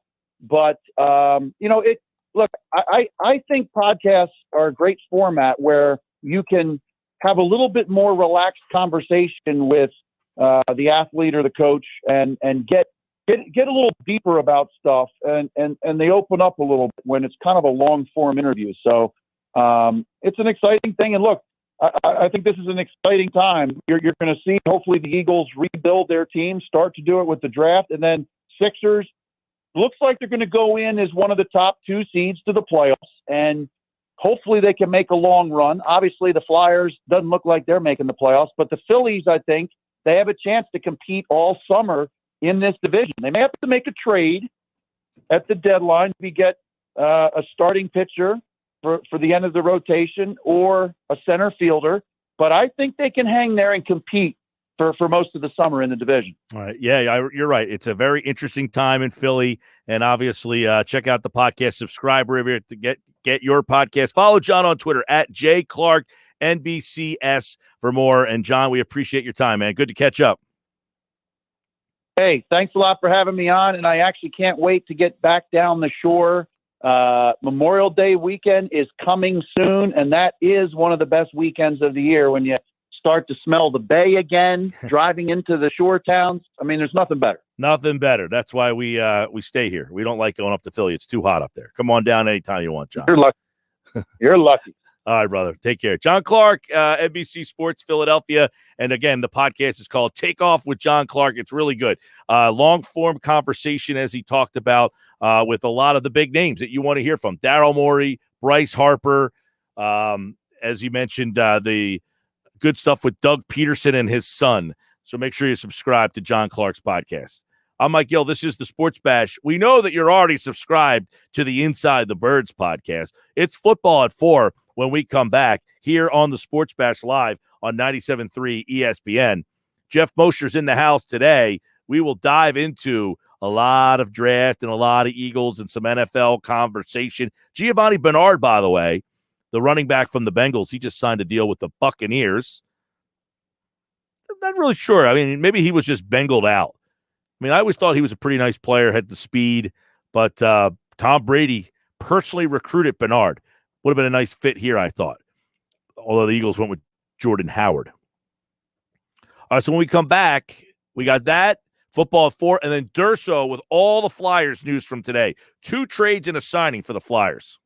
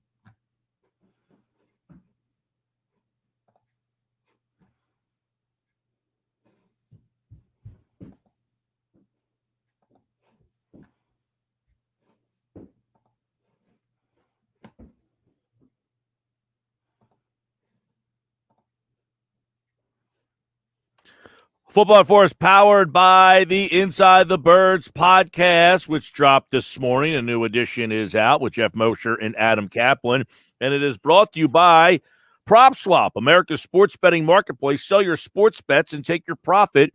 Find out how at PropSwap.com. Download the PropSwap app today. Geoff Mosher is back. Football at 4 here on the Sports Bash. All right, we are getting eerily close to the NFL draft, and I am excited. I'm also sad. As much as I've talked about the draft, and you're like, man, I want this draft to get here, I also don't want it to go away, Moshe, because then we'll be like devoid of football conversation for a while here. So it's like it's like a sad, anticlimactic feeling when the draft actually gets here. I don't know. I mean, I can't remember a time where Eagles football was devoid of something juicy to talk about. I mean, last year you had the draft, and then after the draft for a good 2 or 3 weeks, there was a lot of Jalen Hurts debate talk and things like that. You never know what's going to happen. All right, they're picking really high. So what's the pick that would make people have 2 weeks worth of pulling their hair out? What happened? Who's the guy they take at 12 that you're like, what? Well, I think you've got a lot. First of all, for shock value, Trey Lance at 12, right? Because no one thinks they're taking a quarterback now. And then from North Dakota. Exactly. Even more than Justin Fields or Mac Jones, I think Trey Lance at 12 or trading anything would bring a lot of conversation. I think for the sake of argument, I mean, Micah Parsons would probably be considered a good pick, but it would be so shocking if the Eagles actually took a linebacker that high in the first round that it would open up all sorts of discussions. Is this a new regime, a new wave of thinking? How much did Jonathan Gannon have say in that kind of a pick like that? But I don't think that'll happen, but certainly that would add to it. Now, Sal Pal said on Friday, I asked him if he thought that Gannon and Sirianni would have input on the draft, and he thought that they both would because Gannon's defense covered 2. You need different personnel. Yeah, I think all the time coaches, Mike, have input. I mean, they're asked to evaluate players. They're asked to kind of provide, in many cases, you'll have coaches who provide certain kind of parameters for a player as far as measurements and metrics and things like that. Chip Kelly was big into that. Doug Peterson even had a few position-specific physical criteria he liked. So coaches always have input. As far as making the pick or not making the pick, that's a different story. And, of course, how much say a head coach has in an overall pick kind of depends on the success of that head coach and the time spent. So I imagine that guys like Gannon and Sirianni will have some input, but they will not be making the pick. Right, and I didn't think that they were going to have that much power, but just the input to say, look, I'm running cover 2. I need a 6'1", 210-pound corner, and it might be advantageous to get that guy at number 12. Yeah, you can probably try to impress yourself that way. I was told something, though, a while back that this coaching staff so far has not put a lot of emphasis or priority on physical. Like, you're right. A lot of times when teams run a cover 2 defense, they do want the taller physical corner. Some teams like running backs that are smaller and shiftier. Others like big and strong. Middle linebacker for some teams is different than others. But I was told that there has been, this coaching staff has basically said, get us very good players. We'll figure out a way to scheme them, which is what you want coaches to do and say. So that's a good development there. Right. Now, couple things on the draft that I want to get your opinion on. All right, let's say, okay, this is what I'm going to miss about the draft, because I could have these conversations, you know what I mean? I can argue back and forth for 2 hours on the same thing and not get tired of it. But I could ask you, let's say Weddle, Smith, one of those wide receivers is on the board at 12, or Horn, a corner, is on the board at 12. Who do you think is higher on their draft? Who do you think is rated as their best available player? One of those receivers or one of those corners? Yeah, that's a great question. Wish I had the answer to that. I'll try to get it closer to the draft. I would think that they're all going to be in kind of a similar cluster of rating numerically, that it's not going to be like. Well, how does that go, Moshe? Is there like You're 1, you're 2, you're 3, you're 4, or is it you guys are tier 1, you guys are tier 2, you guys are tier 3, etc.? Yeah, a little bit of both, right? You have a numerical rating that they go by that a lot of teams use, but also just because, you may have player ranked okay, so let's say you have the 12th best player on your board, okay, by a numerical ranking. It doesn't mean that when he's gone, your 13th best player is the guy you pick at the same spot, because you may feel that there is a divide between your 12th best player and 13th best. This is all hypothetical. 13th best player.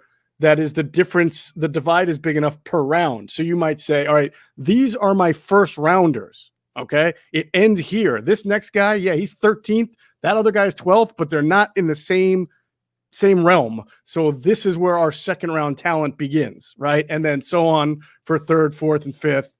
And then you kind of identify the clusters.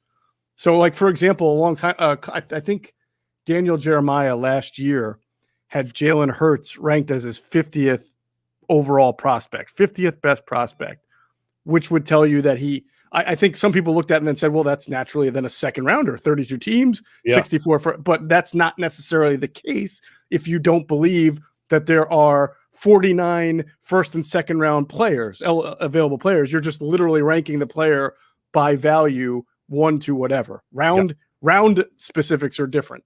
Okay. Same question. What if I threw an offensive lineman in the mix? Would they take an offensive lineman as best player available if it was Rashawn Slater against J.C. Horn? I hope so. I really do. I hope so. You can never tell. Look, I don't want to, we've talked about this already. And obviously there was a piece today in The Athletic that kind of outlined a lot of the things that we've discussed about with this front office. The one thing I've always said is I wish for the Eagles to function as one team, one front office, harmony, everybody on the same page.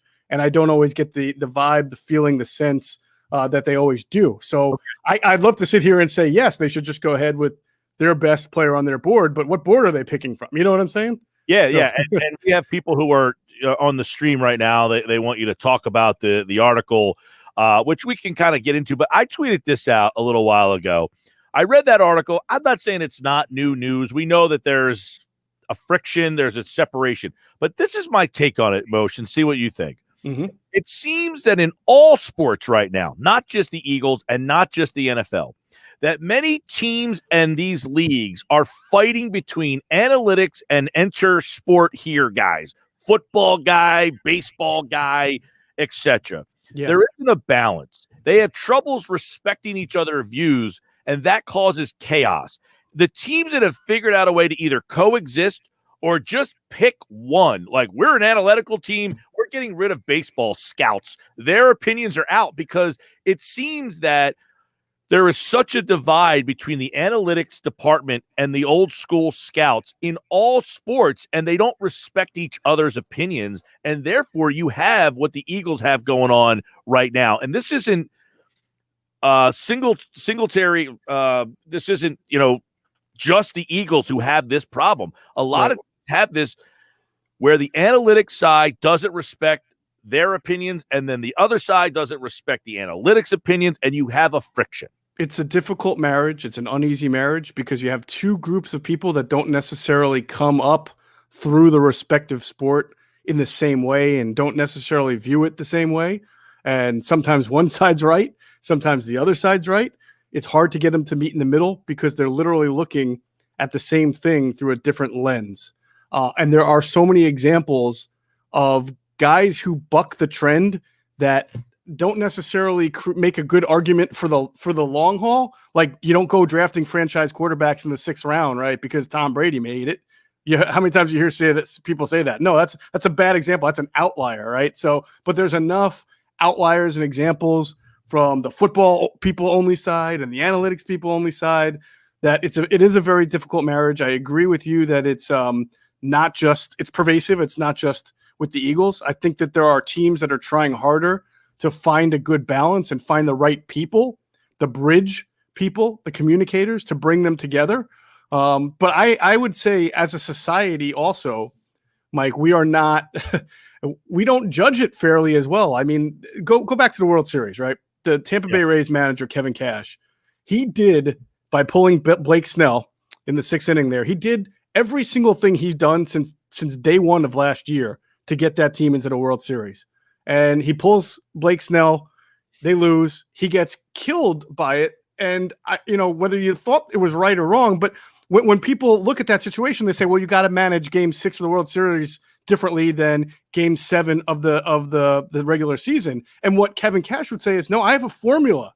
I have a formula that is supposed to, for me and my team and the way we're built and constructed, that's how we're going to win from day one till the last day of the year. I'm not going to change that formula to adapt to a different scenario. Is he right or is he wrong? I don't know. In that one single instance, it looked wrong. But over the long haul, it may have been the correct move because he did the same thing in Game 2 and they won that game. A lot of people forget. So I don't even know that everybody understands how to balance analytics and quote unquote gut the right way. Yeah, and I agree. I'm not saying that there is a right way, but I'm saying until, now I would ask you, I've never heard of Alex Halaby before. Have you heard that name before? Okay. Oh yeah, I know Alec Halaby. I know he's been with the organization for a while. He has a weird kind of role. He was the president of football operations, which was a analytics job. And then if you remember, they hired Andrew Berry a couple of years ago and gave him the exact same title, which was very strange because how do you have one guy then give another guy the same title? And then when Andrew Berry left, he kind of re-got the title. I know that there are people in the building who come from the football side that are skeptical of him and his staff and their significance and their say, and they're skeptical of the relationship that he has with the Lurie's and Howie Roseman and how he's viewed in the building. And that's part of this uneasy marriage that we talk about. Right. It almost feels like, and I tweeted this out earlier, it feels like he is what Alex Rucker was with the Sixers, where you had this analytical lawyer essentially telling Brett Brown, hey, these are going to be your rotations. At this minute mark of the first quarter, you need to take these guys out of the game. And it's like you have this split between people who have played basketball their whole lives or coached and the way they think, and someone who's going off of this. And until you can get them all on the same page, I feel like you're going to hear these stories a lot. The Sixers just had this story. They got rid of the guy Rucker. They started over. That doesn't mean that these things aren't going to exist with Daryl Morey because he's a very analytical driven guy. But it seems like for now anyway, they have found a balance.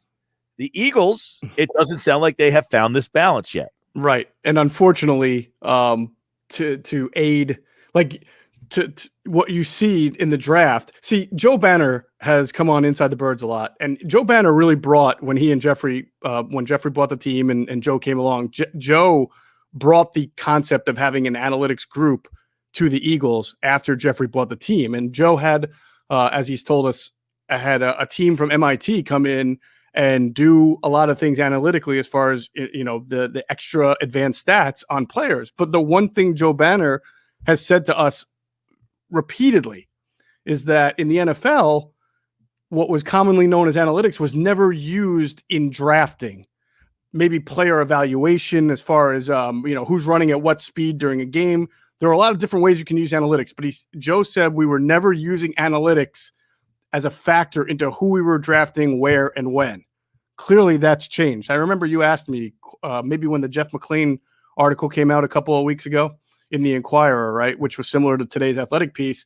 Hasn't Jeffrey always been very involved? Is there anything that's changed? And I said, no, there have been some changes with him. Well, that's a big part of it. His reliance now on analytics to the point where he's carried it into the draft and using that to kind of perhaps settle ties. We'll go with the analytics view there. We'll go with J.J. Arcega-Whiteside over at Paris Campbell. That's an example of where something he wasn't doing in the Andy Reid era, along with the I like call them the fireside chats on Tuesday with the head coach on every single move that was made and why it was done and not done.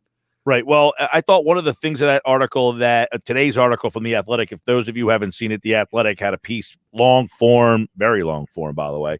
Bo Wolf, Sheil Kapadia, and Zach Berman basically talking about there's a lot of dysfunction in what I see is like this analytics side can't get along with the football guys, which means The football scouts are saying, look, we're scouting, we're giving you information, and you're not using the information. You're using this guy's information. And, these other things, like you talked about the Tuesday chats with Peterson.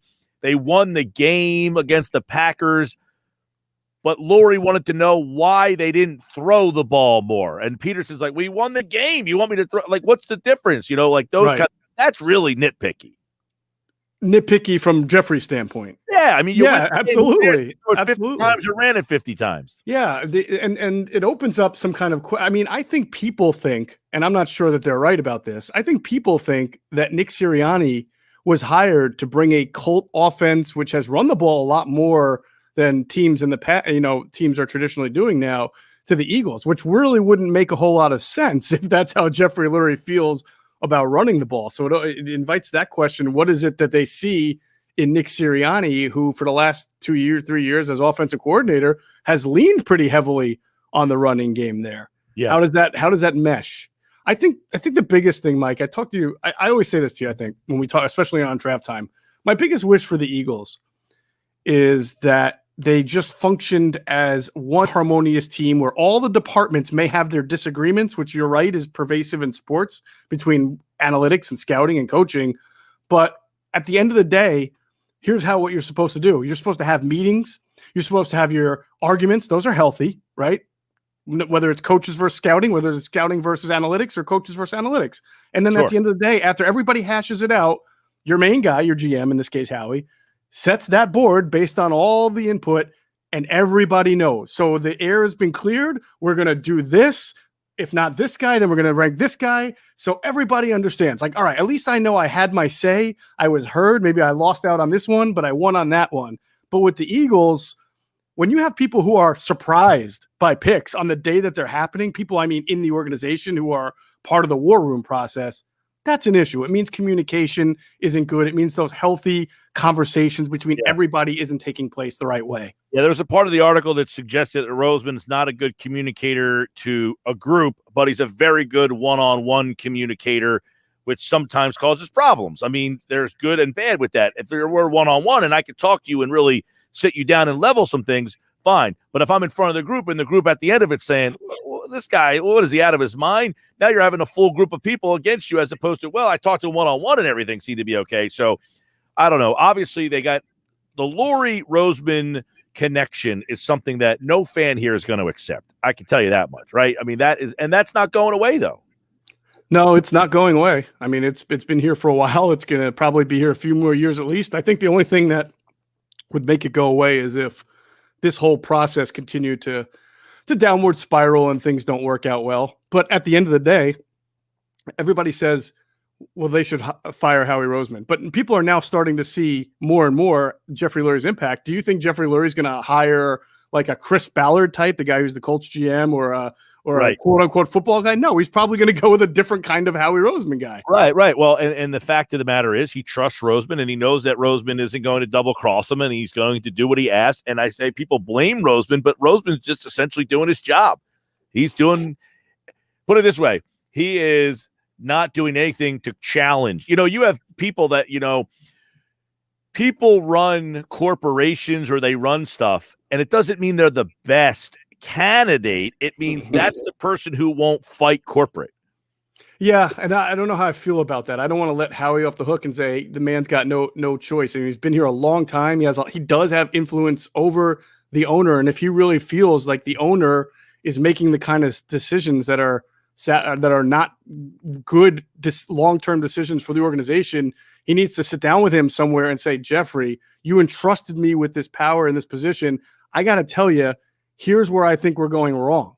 And he's got to be able to look, he's made a lot of money now. I mean, I don't think Howie's worried about getting fired and what his life is going to be like after that. He shouldn't be at this point, but Howie's always kind of himself been a paranoid person and always kind of not just sticking up for Jeffrey, but making sure all the information goes through him first before it gets to Jeffrey. So yeah. I really don't know about what goes on, in a closed door when those guys have conversations.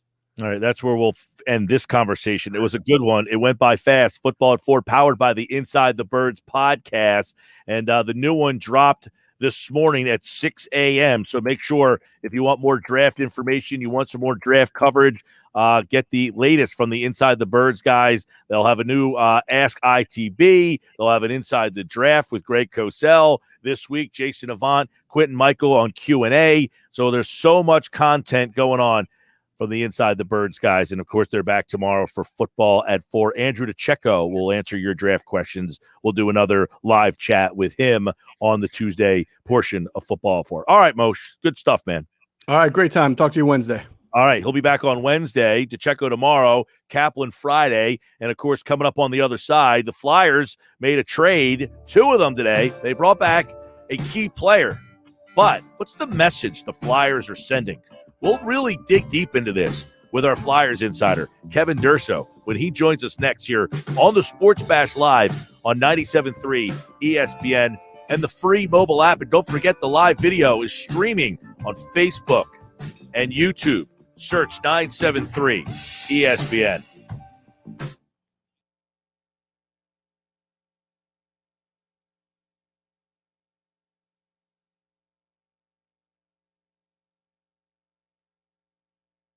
ESPN to find out. Thursday, April 29, round 1 coverage begins at 7 p.m. It's the 2021 NFL Draft, and it's only on South Jersey's exclusive radio home for Philadelphia Eagles football. 97.3 ESPN.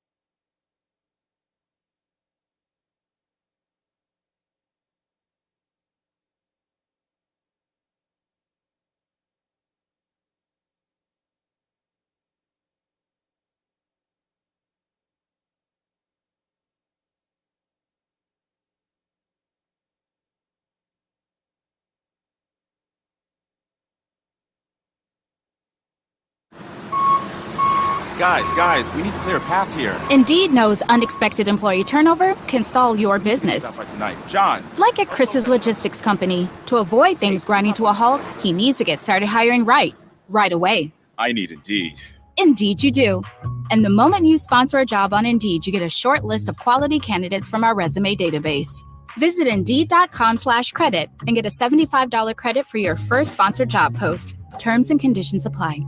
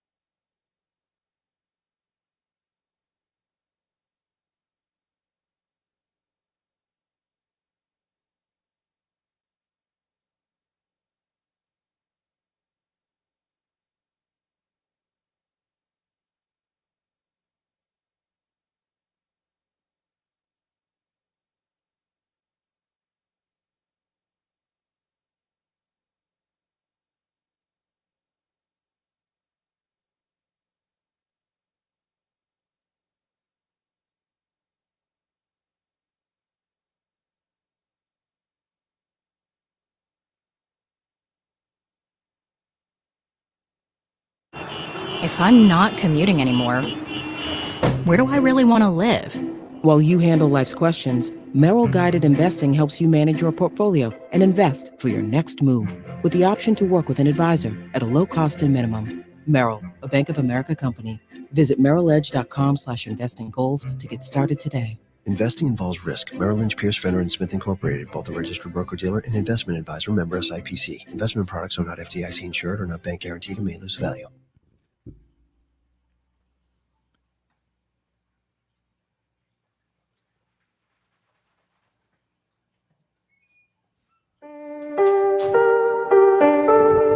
All right, Flyers at the deadline today made a couple of minor moves, I guess you could say. They signed a player. We'll get all the details on that.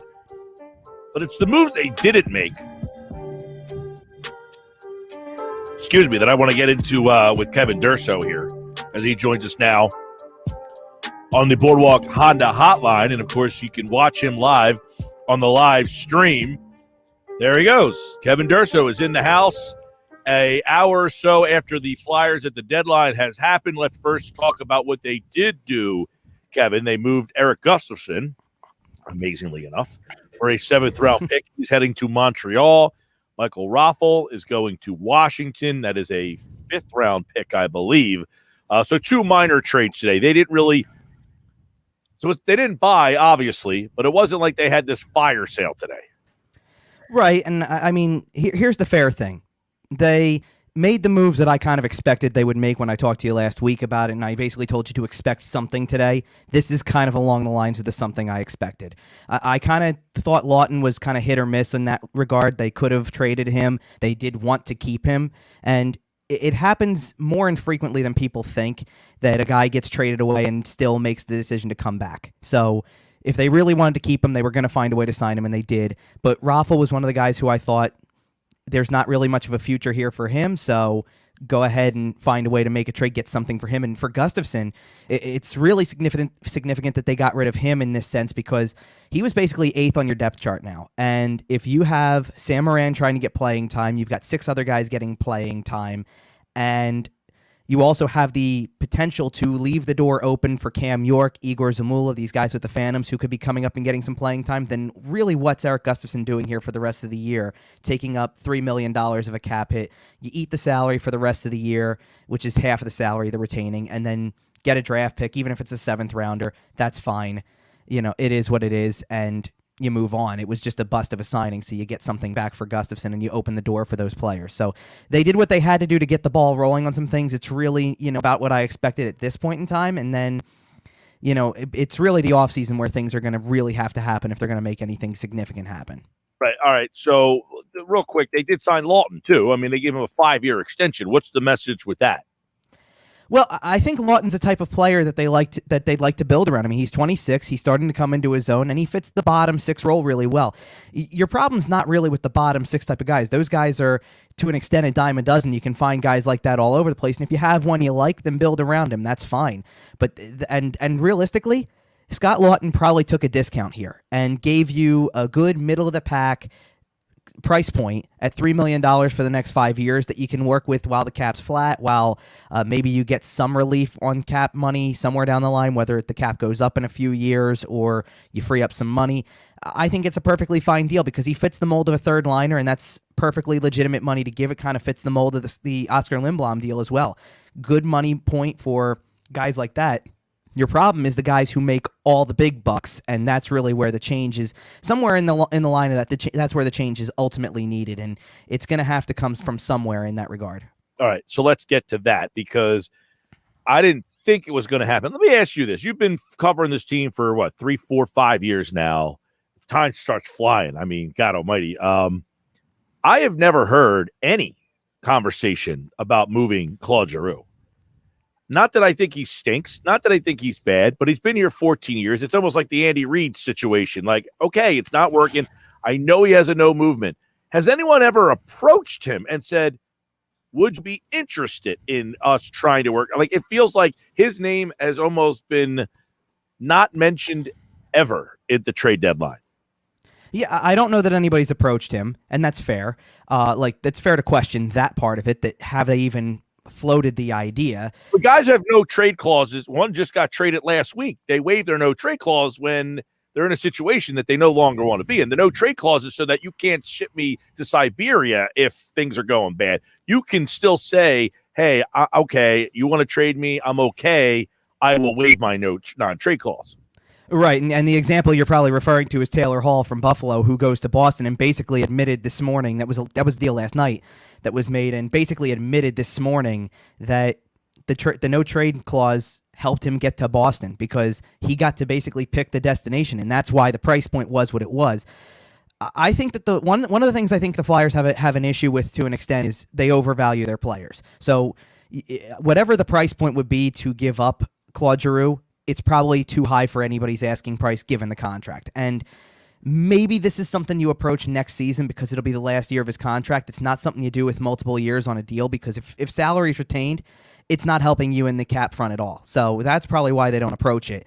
But would you sit there next year if you're in the same position and ask yourself that question and say, you know what, if I have to eat $5 million, $4 million because it's half of his salary for the rest of the year, knowing it's going to all be gone at the end of the year anyway? Like, that's how it worked with Gustafsson today. It's a $3 million contract. They're retaining $1.5 million, but that 1.5 is gone in another month and a half. So what's the harm in keeping it for the rest of the year? You're not making any significant addition right now. So keep the $1.5 million and move on from it when the season's over. That's what you can do when a guy's in the final year of his contract, and probably when you think he's not coming back at all. But I don't know that's, it's just something that's not really floated with Giroux. I don't know why that would be the case. Maybe it's something that comes up next year now that contract's running out. But all those guys, really, I mean, that's the core that's getting questioned, and that's the grouping that needs to be addressed in the offseason a little bit. And it's like you said, it's not putting it all on Claude Giroux. I think Claude Giroux would be a perfectly legitimate player in this city and at this stage of his career if he wasn't focused on as still the guy. And like, if we focused on Sean Couturier that way, if we focused on Travis Konechny that way, it's a different story. But it's not. Claude Giroux wears a C, and that's why we focus on him the way we do, and that's the point.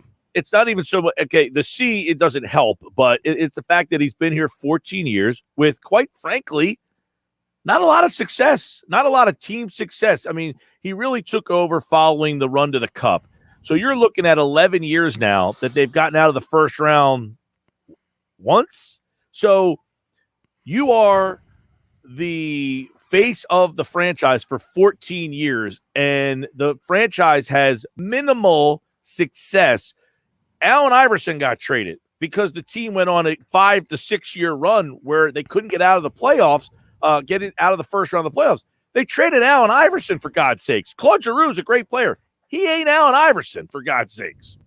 Right. There's a couple points that I can make to this. First of all, one of the things I'll sit there and say is that this is what we talked about during the playoffs last year when the Flyers were down 3-1 in the series to the Islanders before they came back and got it to a Game 7.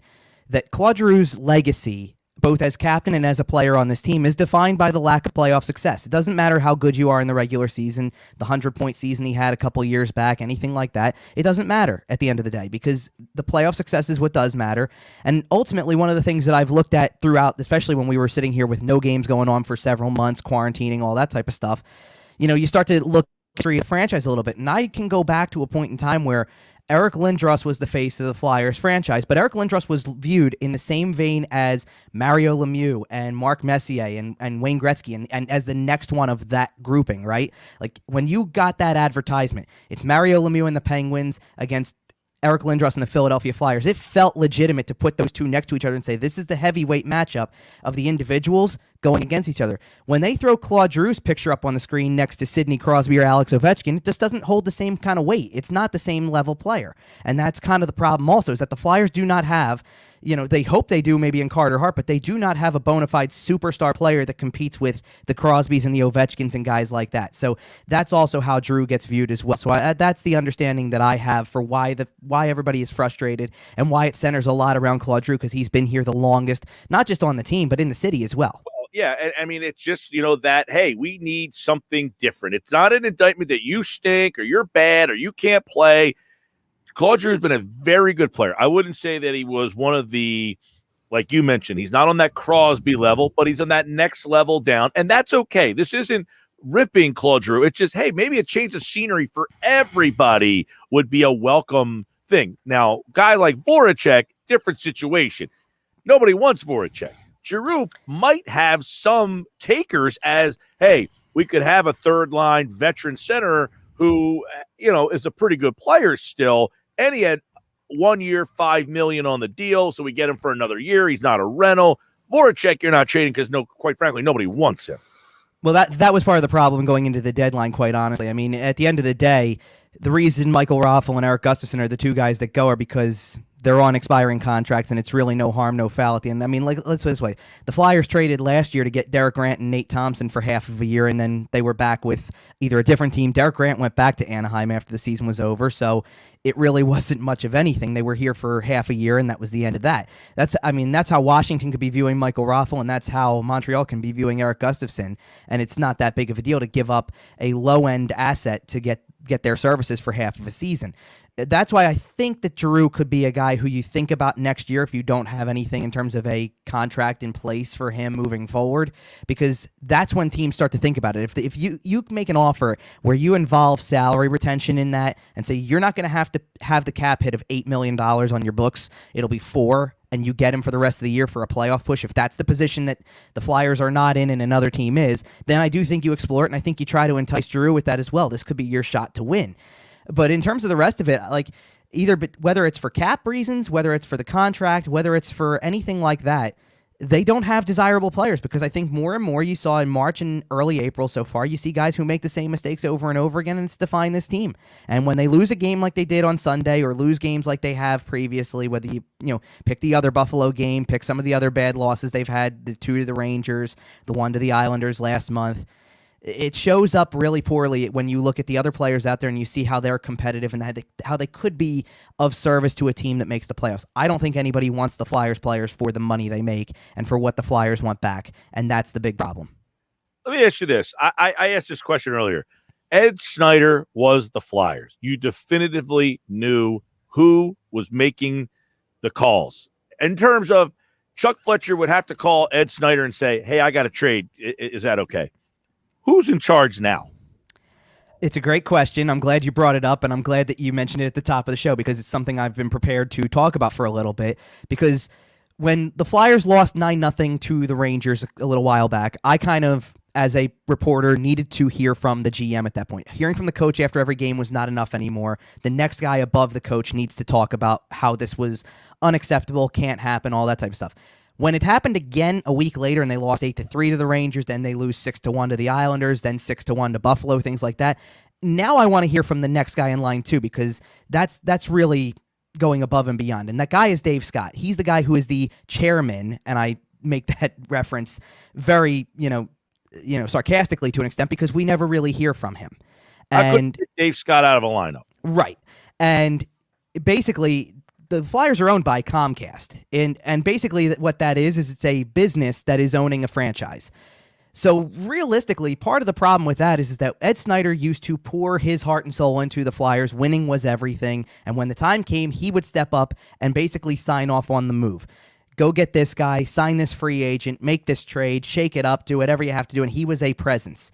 They don't have an ownership presence at this point, and that's not to say every team needs to, but that's what the Flyers were built on. And now you are having basically everything that they do is revolving around whether or not basically they make a profit, kind of, is what it is. And if the seats are still full and the ratings are still good and they're selling the merchandise and people pay for parking and people are paying for food and drink at the games and they're making money, then they're okay, because it's a business running a franchise and they're making money. It's okay, because the other part of it is, as I mentioned to you last week, maybe half the building was full when Boston came into town, and there was a lot of Bruins fans there. They don't care that it's Bruins fans filling the seats. The seats are full. There are people paying for tickets. So they're still getting what they want, and it really takes away from everything that the whole foundation of the franchise was built on, because Ed Snyder founded the franchise, and it was built upon blue-collar, hardworking people who put their hard-earned money to go watch a team that supposedly went out and worked as hard as they did. And yes, you can't be the Broad Street Bullies anymore. Fighting's not the prominent part of the game like it used to be, but you can go out and work hard, and you can go out and show determination and a willingness to compete every single night. And this team just doesn't have it, and it turns people off to that. And that's the thing. Like, the loyalty that they have to their players is betraying the loyalty that the fans have to the franchise. And that's really a big part of the problem as well. Well, this is a team that was built very similarly last year, save for a guy or two, and they had that last year. We were excited about this team last year. Here we are 1 year later. Really, is there a second player that I'm missing that is not here that has changed the dynamics of this team so impactfully? Well, I would say this. One of the guys who I've put a lot of attention on, or who I definitely find noticeable in all the wrong ways this season that wasn't last season, was Nick Aube-Kubel, who took another needless penalty in Sunday's game, by the way. And I sit there and I look at him and I go, this is the guy that you basically linked part of the future to. He's a young guy. He took a big step a year ago. And you didn't bother to re-sign Tyler Pitlick, who plays a similar role but has been having a decent year out in Arizona. You could have had him back for a cheap price, and you opted to move on from him and say, we're going to let a young player come up and take on that role, and he hasn't delivered. The goaltending took a step back. The defense took a step back. They certainly hitched a lot of hope to young defensemen taking bigger steps this year. That didn't happen. They totally botched the Gustafsson signing. That was an unnecessary, needless signing that they made that never was a fit for them. And realistically, offensively, they're doing okay. They should be scoring enough to win games because they're scoring at about the same clip that they were a year ago, realistically. It just looks worse because they're giving up 2 to 3 times as many goals as they were from a year ago. And that's really where the glaring mistake is. Well, the goalie last year was outstanding. He's not getting a lot of help. ESPN just recently did a executive poll. Carter Hart was the 7th rated goaltender on that list. In other words, people around the league feel like he could still play. Absolutely. And look, I know there's people out there that may be asking, who do you build around on this team? How do you start to get it in the right direction?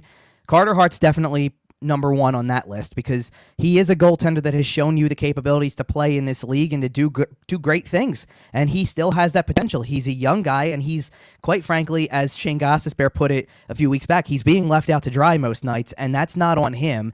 He's trying his best to probably overcompensate for those mistakes sometimes. It gets him out of position. It makes him vulnerable. He's found more of his confidence since coming back from that short pause. It's not back completely, but they're making a lot of the same mistakes in front of him. So it's hard to tell what's him and what's the defense in front of him. But that being said, you definitely build around him. I think you build around a guy like Sean Couturier as your forward leader at this point. Defensively, you've got Ivan Provorov, who needs a stable partner next to him to be able to really succeed, but he's a guy you build around. And I do think that there's some young players on the front end that you do build around as well. Like, I think Joel Farabee's a guy who has emerged, and you build around him as well.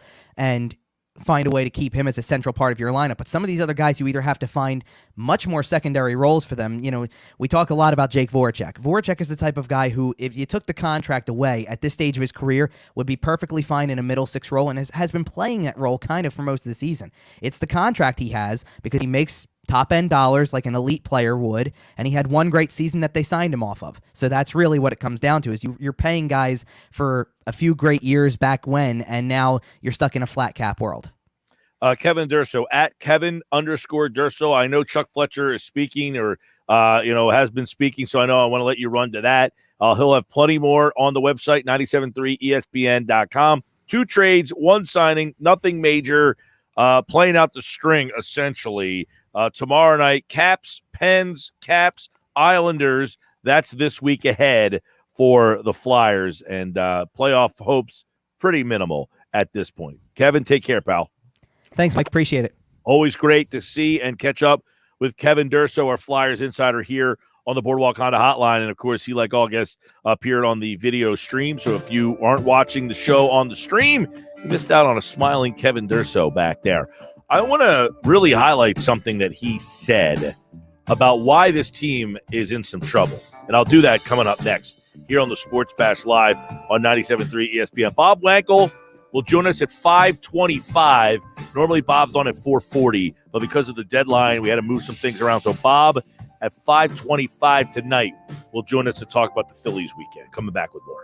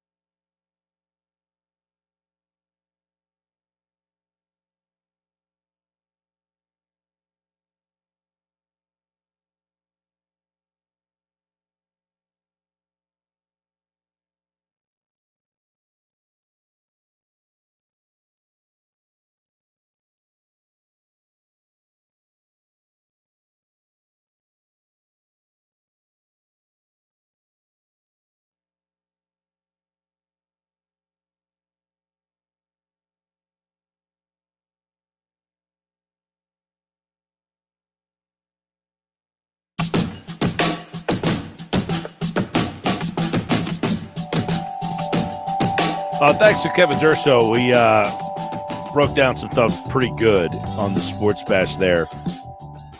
The Flyers don't do much today, and he talked about it with some good background information. One of the things about the Flyers that I thought he brought up in that conversation that really should stick out. Nobody's running the team. It's a business. That's a problem.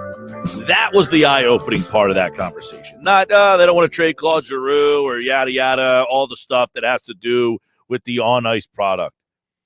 The realization settling in of something that we never really thought about the Philadelphia Flyers, maybe you had some inclination, no. Comcast, who many of us think of in one vein, is that we have problems with our bill and that they have terrible customer service and that it's so expensive. But the fact that, as Kevin Durso just brought up, that they are more concerned with turning a profit as something that we have not talked about with the Philadelphia Flyers in the Ed Snyder regime. Hey, they're more concerned about who's sitting in the stands and not caring if they have a B on their chest or a Flyers emblem. That, to me, Philadelphia Flyers, that organization used to be a place that free agents wanted to come to because you played in front of full barns. The fans were passionate. The ownership you always knew was going to do whatever it took. So you had the advantage of trying to get that free agent. People wanted to come here and play because it was different. Now you're the same. Eric Gustafsson, not that he was any good, he didn't want to be here anymore. Who says I'd rather, who was the guy he brought up that they traded for last year and he went back to Anaheim? Who picks to go to Anaheim over playing in Philadelphia? Grant. That's an eye-opening comment by Kevin Durso. That I would prefer to leave Philadelphia, a place that has great hockey tradition, fans, etc., and I want to go back to Anaheim to play. That conversation with Kevin Durso, forget they didn't make the trade that you wanted or they didn't really get much value for whatever they were trying to do. All they're doing is kicking the can down the road to the offseason to figure out what they want to do. The eye-opening part of the conversation with Kevin Durso is the fact that the Philadelphia Flyers are no longer the team that does whatever it takes, whether it's right or wrong, to try to win. They're doing whatever it takes to try to make a profit. Not good. Geoff Kerr covers the NFL, CBS Sports. He wrote an interesting piece today over at CBS Sports about what are the blueprints the Eagles can take to make this the perfect draft in 2021. He says there's no way Howie Roseman can screw up this draft. Or can he?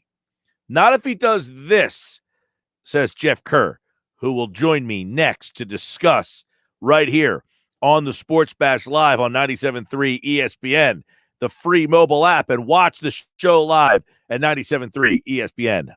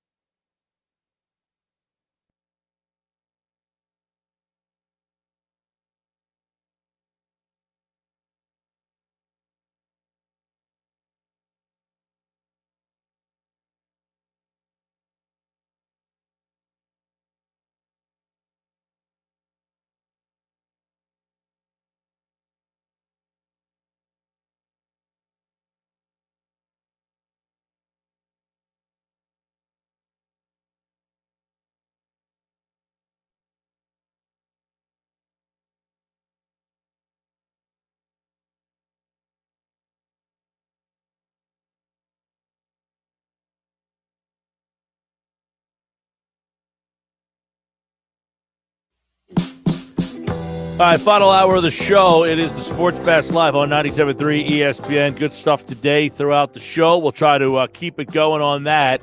Jeff Kerr says there's no way Howie Roseman can screw up this draft, right? Well, not if you read CBS Sports and Jeff Kerr's piece on the blueprint for the Eagles draft, which we will dive into.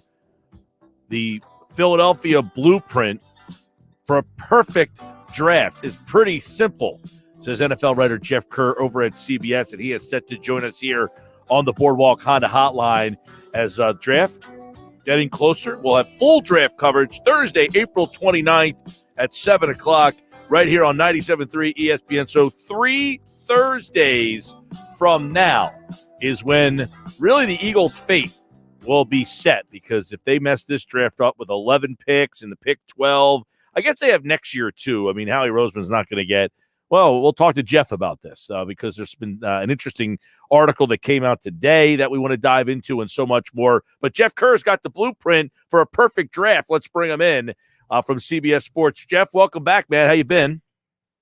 Hey, Mike. Doing pretty good. Quiet weekend until this Monday morning bombshell with the Eagles front office and whatever they're doing these days.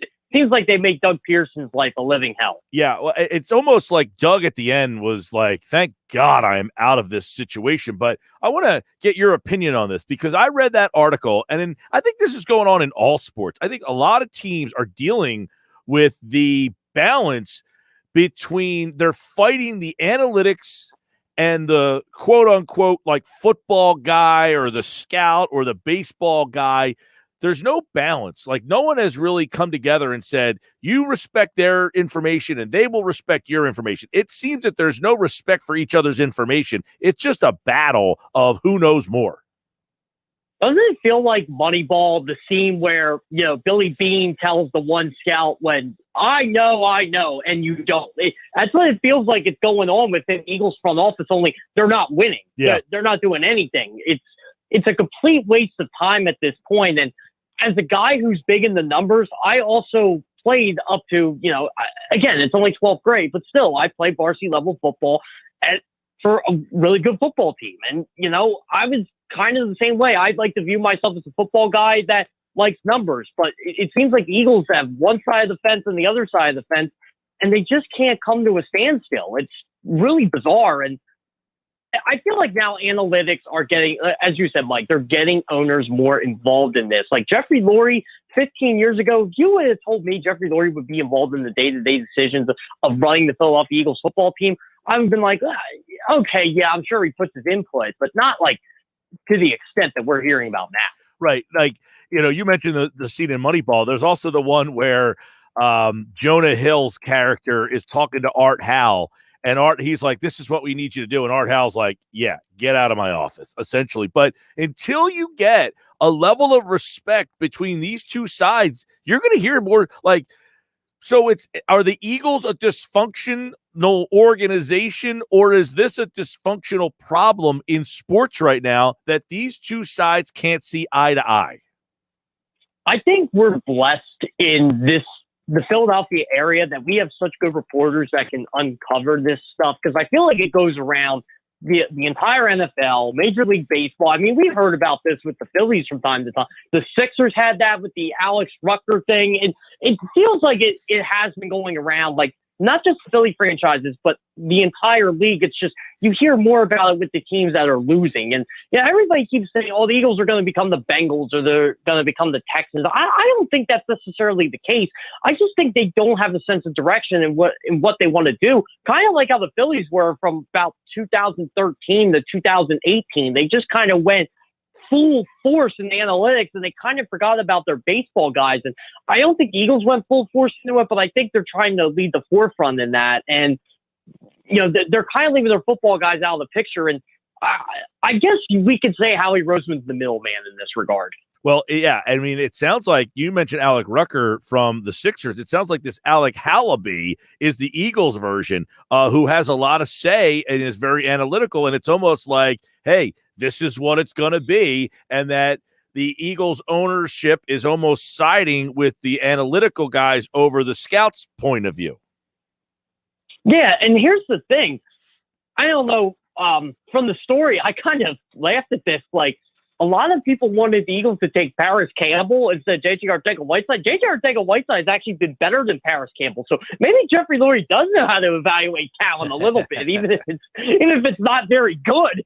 It's better than the alternative. So again, it just seems to me like it's just a big mess right now with this organization, and they all have that sense of direction. They seem to want to have a coach they can control. And I think once Doug Peterson got that Super Bowl and realized that, hey, I can do this, I can pick my coaching staff, I can do this and that, I think that's when Doug Peterson grew a backbone a little bit and said, hey, I'm not the puppet anymore, Pinocchio lost his strings and figured out he could be a real boy.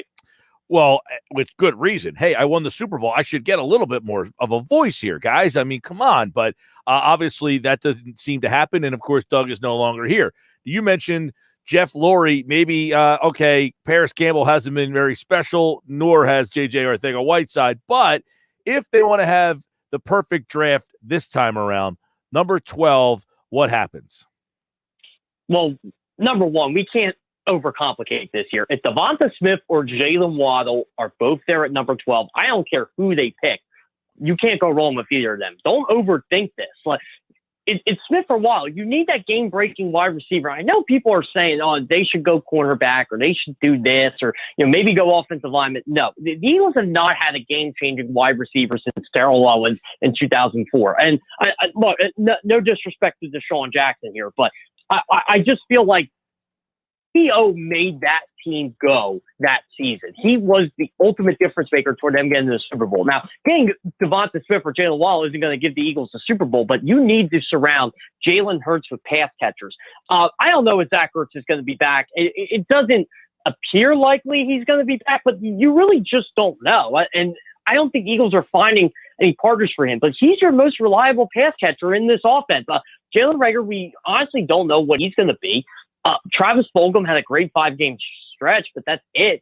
You still have J.J. Arcega-Whiteside. You have Kez Watkins. You have John Hightower. You really don't have anybody there. You need a number one wide receiver, and Smith or Waddle can provide that for you. And everything I hear about Jalen Waddle, he's going to be the next Tyreek Hill, if not close to it. And if you're the Eagles, you got to love that. You got to start thinking to yourself, oh, man, we could have like a better version of Deshaun Jackson. We got to have our own version of Tyreek Hill. And, with Jalen Hurts' speed, this is going to be fun. Like, if Jalen Hurts rolls out of the pocket and finds Jalen Waddle wide open down the sideline, Eagles fans are going to love it. They could be a bad football team, but they could be very exciting here. So, yeah, here's the thing. Smith or Waddle, number 12, if they're both there, or if one of those big three are there, get them. 11 picks, a lot of ammunition. So, do you get a little crazy on draft night and get yourself back into this first round? Do you think that this is a first round that you want to get a second pick in?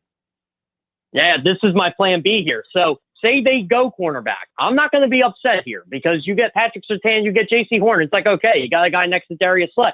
Awesome. You can trade back in the first round because you have 2 third-round picks and that number 37 pick. Ammunition, get back in the first round. Go get a Terrence Marshall Jr. and Elijah Moore, Rashad Bateman, Kadarius Toney. There's still going to be good wide receivers. I don't think they're going to be as great as Waddle will be, but I think they're going to be very productive wide receivers in this league. And if you're an Eagles fan, you can't tell me you'd be upset if you got a Patrick Surtain or a J.C. Horn, and they're a very good starting quarterback for a long time. And you get a good wide receiver with that extra first-round pick, and then you'll pick till I guess it'd be pick 84 because I think the 70th pick would be more ammunition there. But still, you have 2 third-round picks. Trade up in this draft. Find a way to get an impact player. Oh, and if you draft Smith or Waddle, you could still get one of those cornerbacks. Maybe Caleb Farley slips, or maybe you reach a little bit. I don't think it's a reach to get Asante Samuel Jr. in the first round, but again, it's very possible. Maybe Greg Newsome's going to be there in the 20s. Again, these aren't the players that I feel that can make an impact to this football team right away. And this is the key here. You got to get starters. You can't just get role players. You got to get starters and impact players. And if you can do that at cornerback and wide receiver with 2 first-round picks, I'm all for it. Geoff Kerr, CBS Sports, covers the NFL. What about last year they took Jalen Hurts in the second round, and that caused a firestorm. Is there a pick that could happen at 12 that would have a similar reaction? Maybe if they draft an offensive lineman, I mean, say they draft Rashad Slater or Christian Durso. I don't think they need one of those guys. I wouldn't be against it, but at the same time, you really don't know what you have at left tackle. As we talked last week, Mike, Jordan Mailata, he's shown promise. I think he's got a lot of potential. I think you should give him more time, especially since you invested so much into him. But you still have Andre Dillard, who's a first-round pick there, and you have Lane Johnson on the right side. So why would you need to draft another tackle? But again, everybody says football's won in the trenches, and I agree there. Maybe if they draft a guy like I'm trying to think here. Kid, I can never pronounce the guy's name. Kitty Pieway, the defensive end from Michigan. Maybe, Kwity Paye. That's it, Kwity Paye. I can never pronounce that guy's name, but yeah, say they draft him. Everybody would be like, why are they drafting an edge rusher? But it actually would make a lot of sense for them because Brandon Graham, he's going to be 33 years old. Josh Sweat, again, good player. We don't know how much of an impact he can fully be. Derek Barnett, same thing. You might want to move on from him after this year. He might be overpaid if he doesn't have a big year. Jannard Avery, really, besides one game, you don't know what you got out of him. But yeah, if you're focusing on the pass rush, if you get a guy like him, why not? And, he can line up on the inside, can line up on the outside. I really don't think there could be a major firestorm at 12. Personally, again, I went to Penn State. I've watched Micah Parsons play before Penn State because I'm a high school football nut, and he's one of the best high school football players Pennsylvania has ever seen. If the Eagles drafted Michael Parsons at 12 and actually drafted a linebacker for the first time in, 42 years, I would be ecstatic because he is that game changer on defense you need. And in Jonathan Gannon's defense, I think you need that. I think you need a downhill runner that can find the football, that forces fumbles, that can cover. Everybody says Michael Parsons can't cover. If you say that, you haven't watched Michael Parsons play football enough. This guy is potentially the best defensive player in the draft. He is the one guy I feel that could be, and again, a little bit biased here, but he's the one guy I feel that if you had to pick a guy who's going to be a 5-time All-Pro on defense, I believe it's him. And look, he's got the pedigree. I know they say that's a lazy take, when they say about, Justin Fields won't be good in the NFL because he's an Ohio State quarterback. Well, is it lazy to say Micah Parsons comes from a pedigree of all-star linebackers at Penn State? No. So again, the track record speaks for itself, and he might have been one of the best of the bunch if he played this year all time. So again, I feel like this guy could have an LeVar Arrington type impact. Without the injury, but if the Eagles were able to get him, pair him with Eric Wilson, Alex Singleton, man, they could have a really good linebacker. Yeah, I'm not against taking Parsons. I would ask you this, Geoff. Geoff Kerr, CBS Sports, does a great job covering the NFL with a focus on the Eagles here today. And of course, the thought of, hey, they're going to run cover 2. They got no corner at all. If you're going to run cover 2, you better have someone better than Avonte Maddox over there. So I know that a lot of people like to go best player available, but do you go best player available with a focus on the need of our corner situation such a disaster? Well, that's the thing. I don't think it's wrong if you draft a cornerback at 12 based on need or best player available, because it's very possible the best player available could be a cornerback. It all depends on their board, but again, this is where I think it's going to be really tough to have at 12. And I think the Eagles knew this. Well, if we're at 6, we're really in a pickle here because we could overdraft the player. But at 12, it seems like a lot of guys are going to fall in their lap just based on how the board's going with quarterback. You might have the choice between Micah Parsons. Patrick Surtain might be there. J.C. Horn. I think there are rumors Kyle Pitts could actually fall that low. Then what do you do? Yeah. I don't think that's actually going to happen. Well, I don't think he'll go past Kyle the Cowboys. Pitts. If Kyle Pitts is at 8 or 9, don't you have to make aren't you on the phone making like every phone call that you can at 8 and 9 and saying we've got to get to that spot? Oh, I agree. And here the only problem is Carolina needs Kyle Pitts just as bad too because they didn't have a tight end. So I'm thinking here, you trade one of those future first-round picks if you have to. I think that's a little too much to move up 4 spots. But, I think if he falls to 8 or 9, you got to make that call and say, look, we got to get who – a lot of people have told me this. He is the best player in this draft. Better than Trevor Lawrence. Better than whoever. He is the best player in this draft. If the best player in this draft falls to 8 or 9, you have to take that shot. Yeah, no, I think if there's one guy, maybe Chase, if he fell for whatever reason and he started to slip, that Howie Roseman would have to get on the phone and say, all right, Chase is at 8 or 9. I've got to do something because for 2 things. One, you're not getting him at 10 or 11 because Dallas and New York is not going to acquiesce to you trying to move up to get the player you want in the top 10. That's for sure. Oh, I agree. And, back to the Jamar Chase thing. If he falls past the Dolphins at 6, that's the other team. I'm calling up. I am trying to trade up to 7. I'm trying to trade up to 8. I'm trying to make sure I get Jamar Chase on my team. Here's the problem. I think the Denver Broncos are going to try to trade up. I think the Atlanta Falcons are going to try to trade down. I think Carolina Panthers still may try to trade up, but I think they'll stay at 8 right now.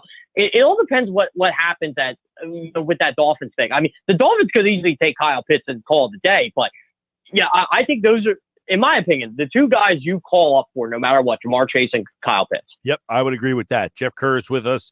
I want to get your take. You just wrote a piece kind of outlining what was written at The Athletic today, but was there something in there? Because we've heard a lot of this, like, Howie Roseman's the problem and the Jeffrey Lurie's got a little too much power, but was there anything else in that article that stood out and kind of raised some major red flags to you?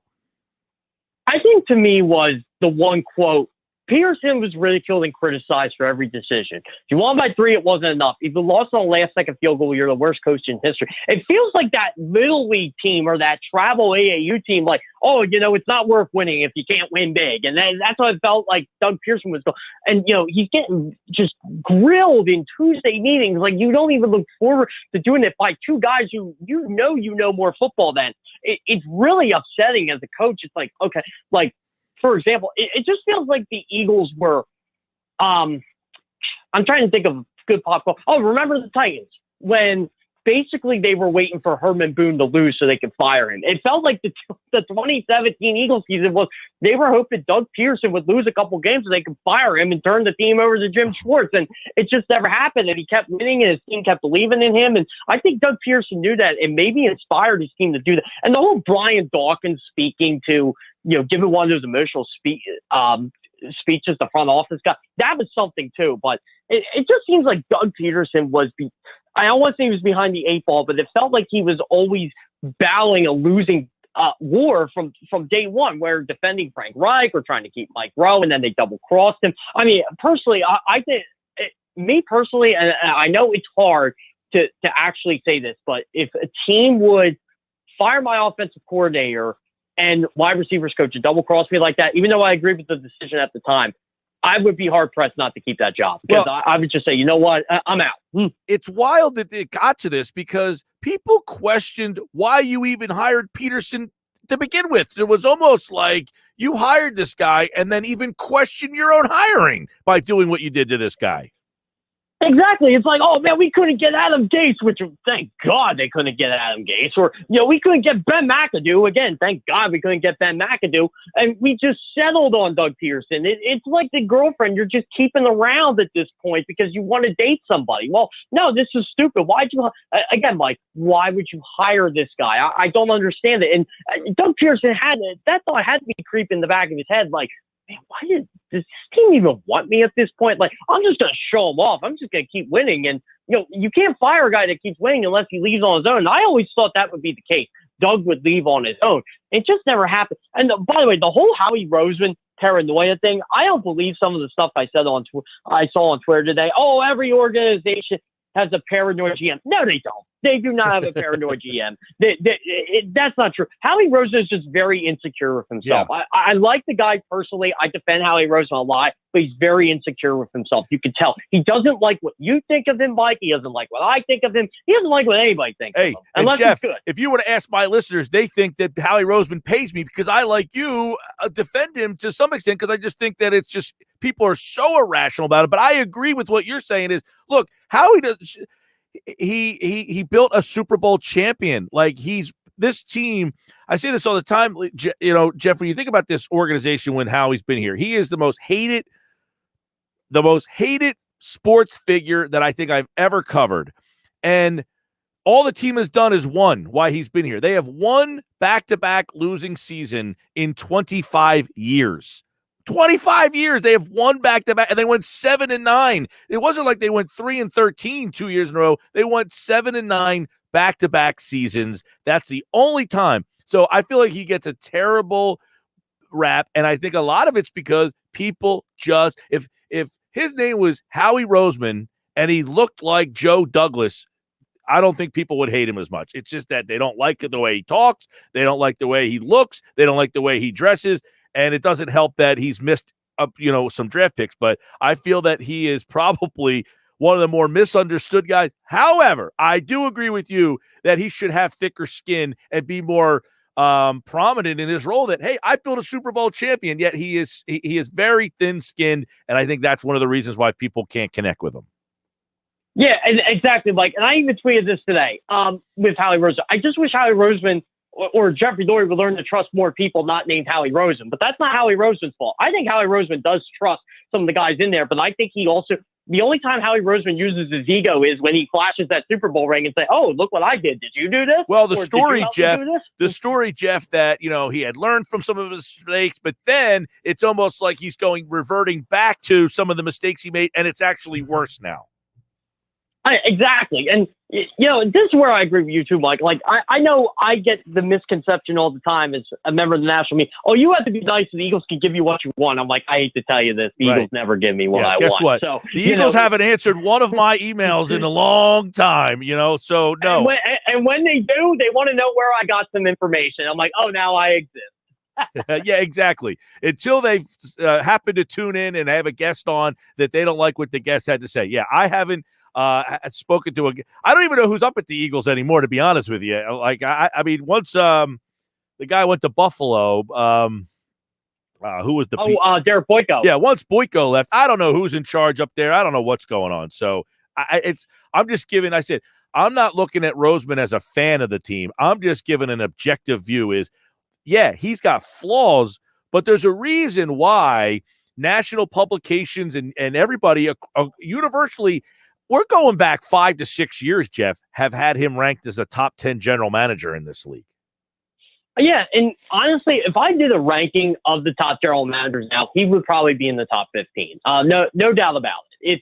If you look around, and that's the thing, I think Eagles fans live in that bubble. They live in the bubble where it's only their team, and they're trying to compare themselves to Washington, Dallas, and New York. Well, I hate to tell you, that's a bad barometer to compare yourself to. Look, a lot of people like to criticize John Snyder, the Seahawks GM. I think he's a great GM. I think he takes a lot of risk, and I think he basically told Russell Wilson, if I want to keep my job, I'm not trading you. So I'm not going to do this. Yeah.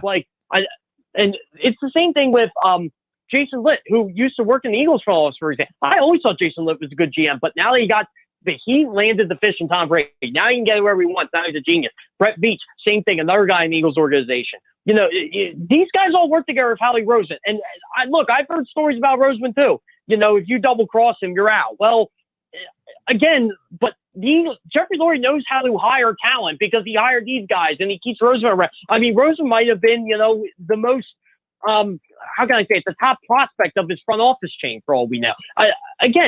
It just seems really tough. Howie Roseman's just in an unwinnable position, even when he wins the Super Bowl. Like, I get he can't draft. I get that. But Joe Douglas can't draft either. I don't know what the Joe Douglas love is about. He's buying time in New York. That's why he traded Sam Darnold for, and going to draft Zach Wilson so he can get another 2-3 years there. Because guess what? Joe Douglas is just as responsible for Rasul Douglas and Cindy Jones and all these guys too.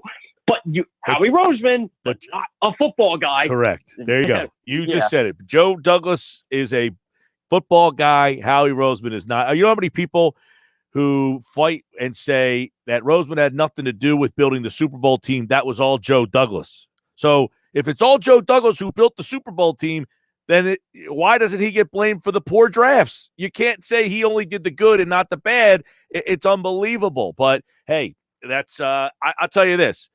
As much as I said I think Roseman gets too much heat, I think now this draft and next draft, these are on him.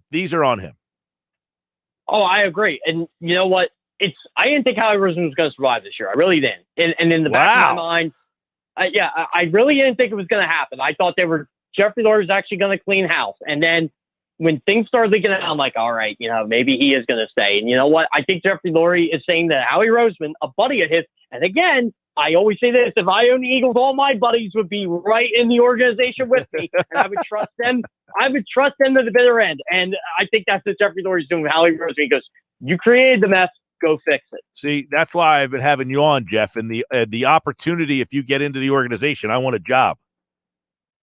Oh, yeah. You know what, Mike? I'd hire everybody at this point. I'd be like, I'll give you some. Where you want to be, if you want to just be a vendor or an usher, I'll be like, yeah, what the heck? I already said, I already told my best friend from grade school, like I'd hire him to be in the front office. Yeah, maybe I could take Spadaro's job. I'll just be like a podcaster or something. That's all. There you go. You can be a different version of Spadaro. You can actually not agree with everything the Eagles do. Right. I'd be like, you know what, Mike? Go criticize my franchise. I don't care. Good stuff. Geoff Kerr, CBS Sports. Check him out. And, of course, he, like all guests, appeared via the Boardwalk Honda hotline. Great stuff, Geoff. Appreciate it.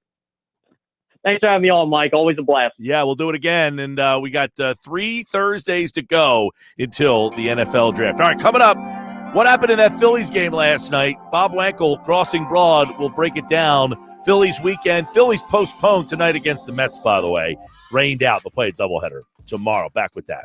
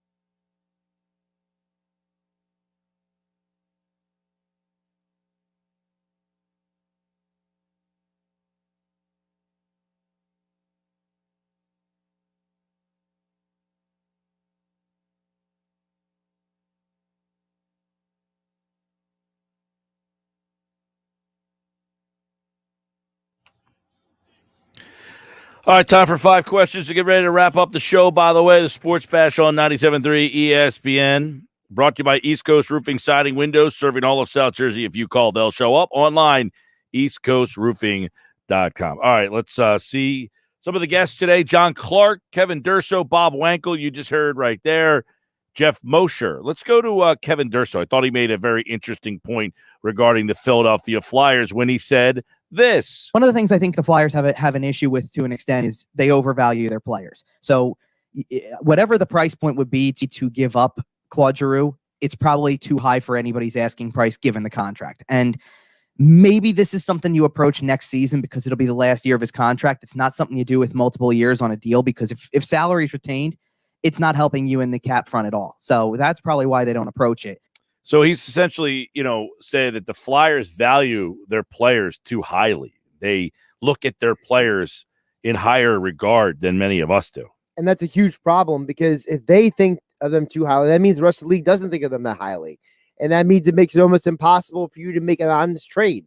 You can't, you have to be objective when it comes to players. We've talked about the past with the Eagles, the emotional connection they have with guys like Jason Peters and Deshaun Jackson.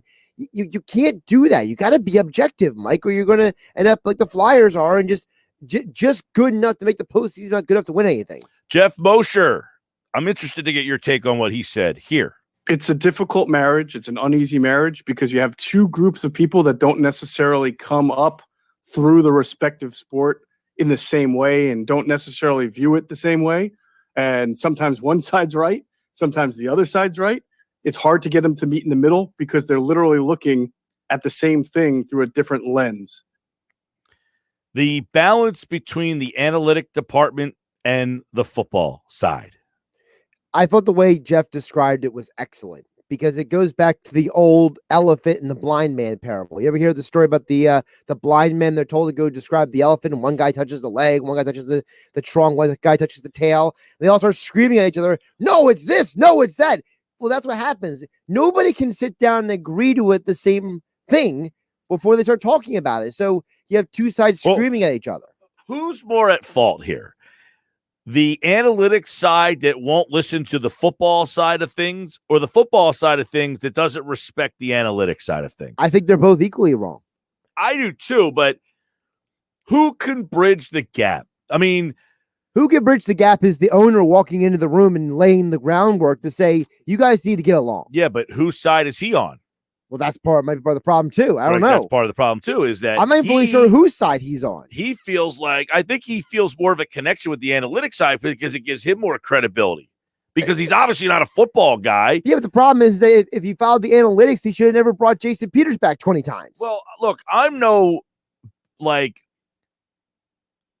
saying you can only hire a football guy and that's the only way to do it. That's a ridiculous it's a ridiculous notion because obviously non-football guys have won in all sports. So to say that you wouldn't even acknowledge that is just asinine. That being said, I would lean more towards being, hey, I played the sport. I feel stronger that I know. Like Doug Peterson has to sit there and get berated by someone who's never actually played the sport. The balance of you never played and I did. I don't feel it's I played, you didn't, I know more. I don't think that's fair, but where's the balance there? If Doug Peterson getting told by Jeff Lurie and Howie Roseman that what he's doing is wrong. Yeah, and the whole thing just when you have two sides that won't relent, nobody can ever get anything done either. Right. I mean, so that article today, I feel like the balance is you almost need to be one or the other. You can't be both. You can't serve two masters, Mike. No, unless like the Tampa Bay Rays, do they have baseball scouts or are their scouts more analytical? Or do the scouts or baseball guys bring the information to the analytics guys and they crunch the numbers and give it to the GM?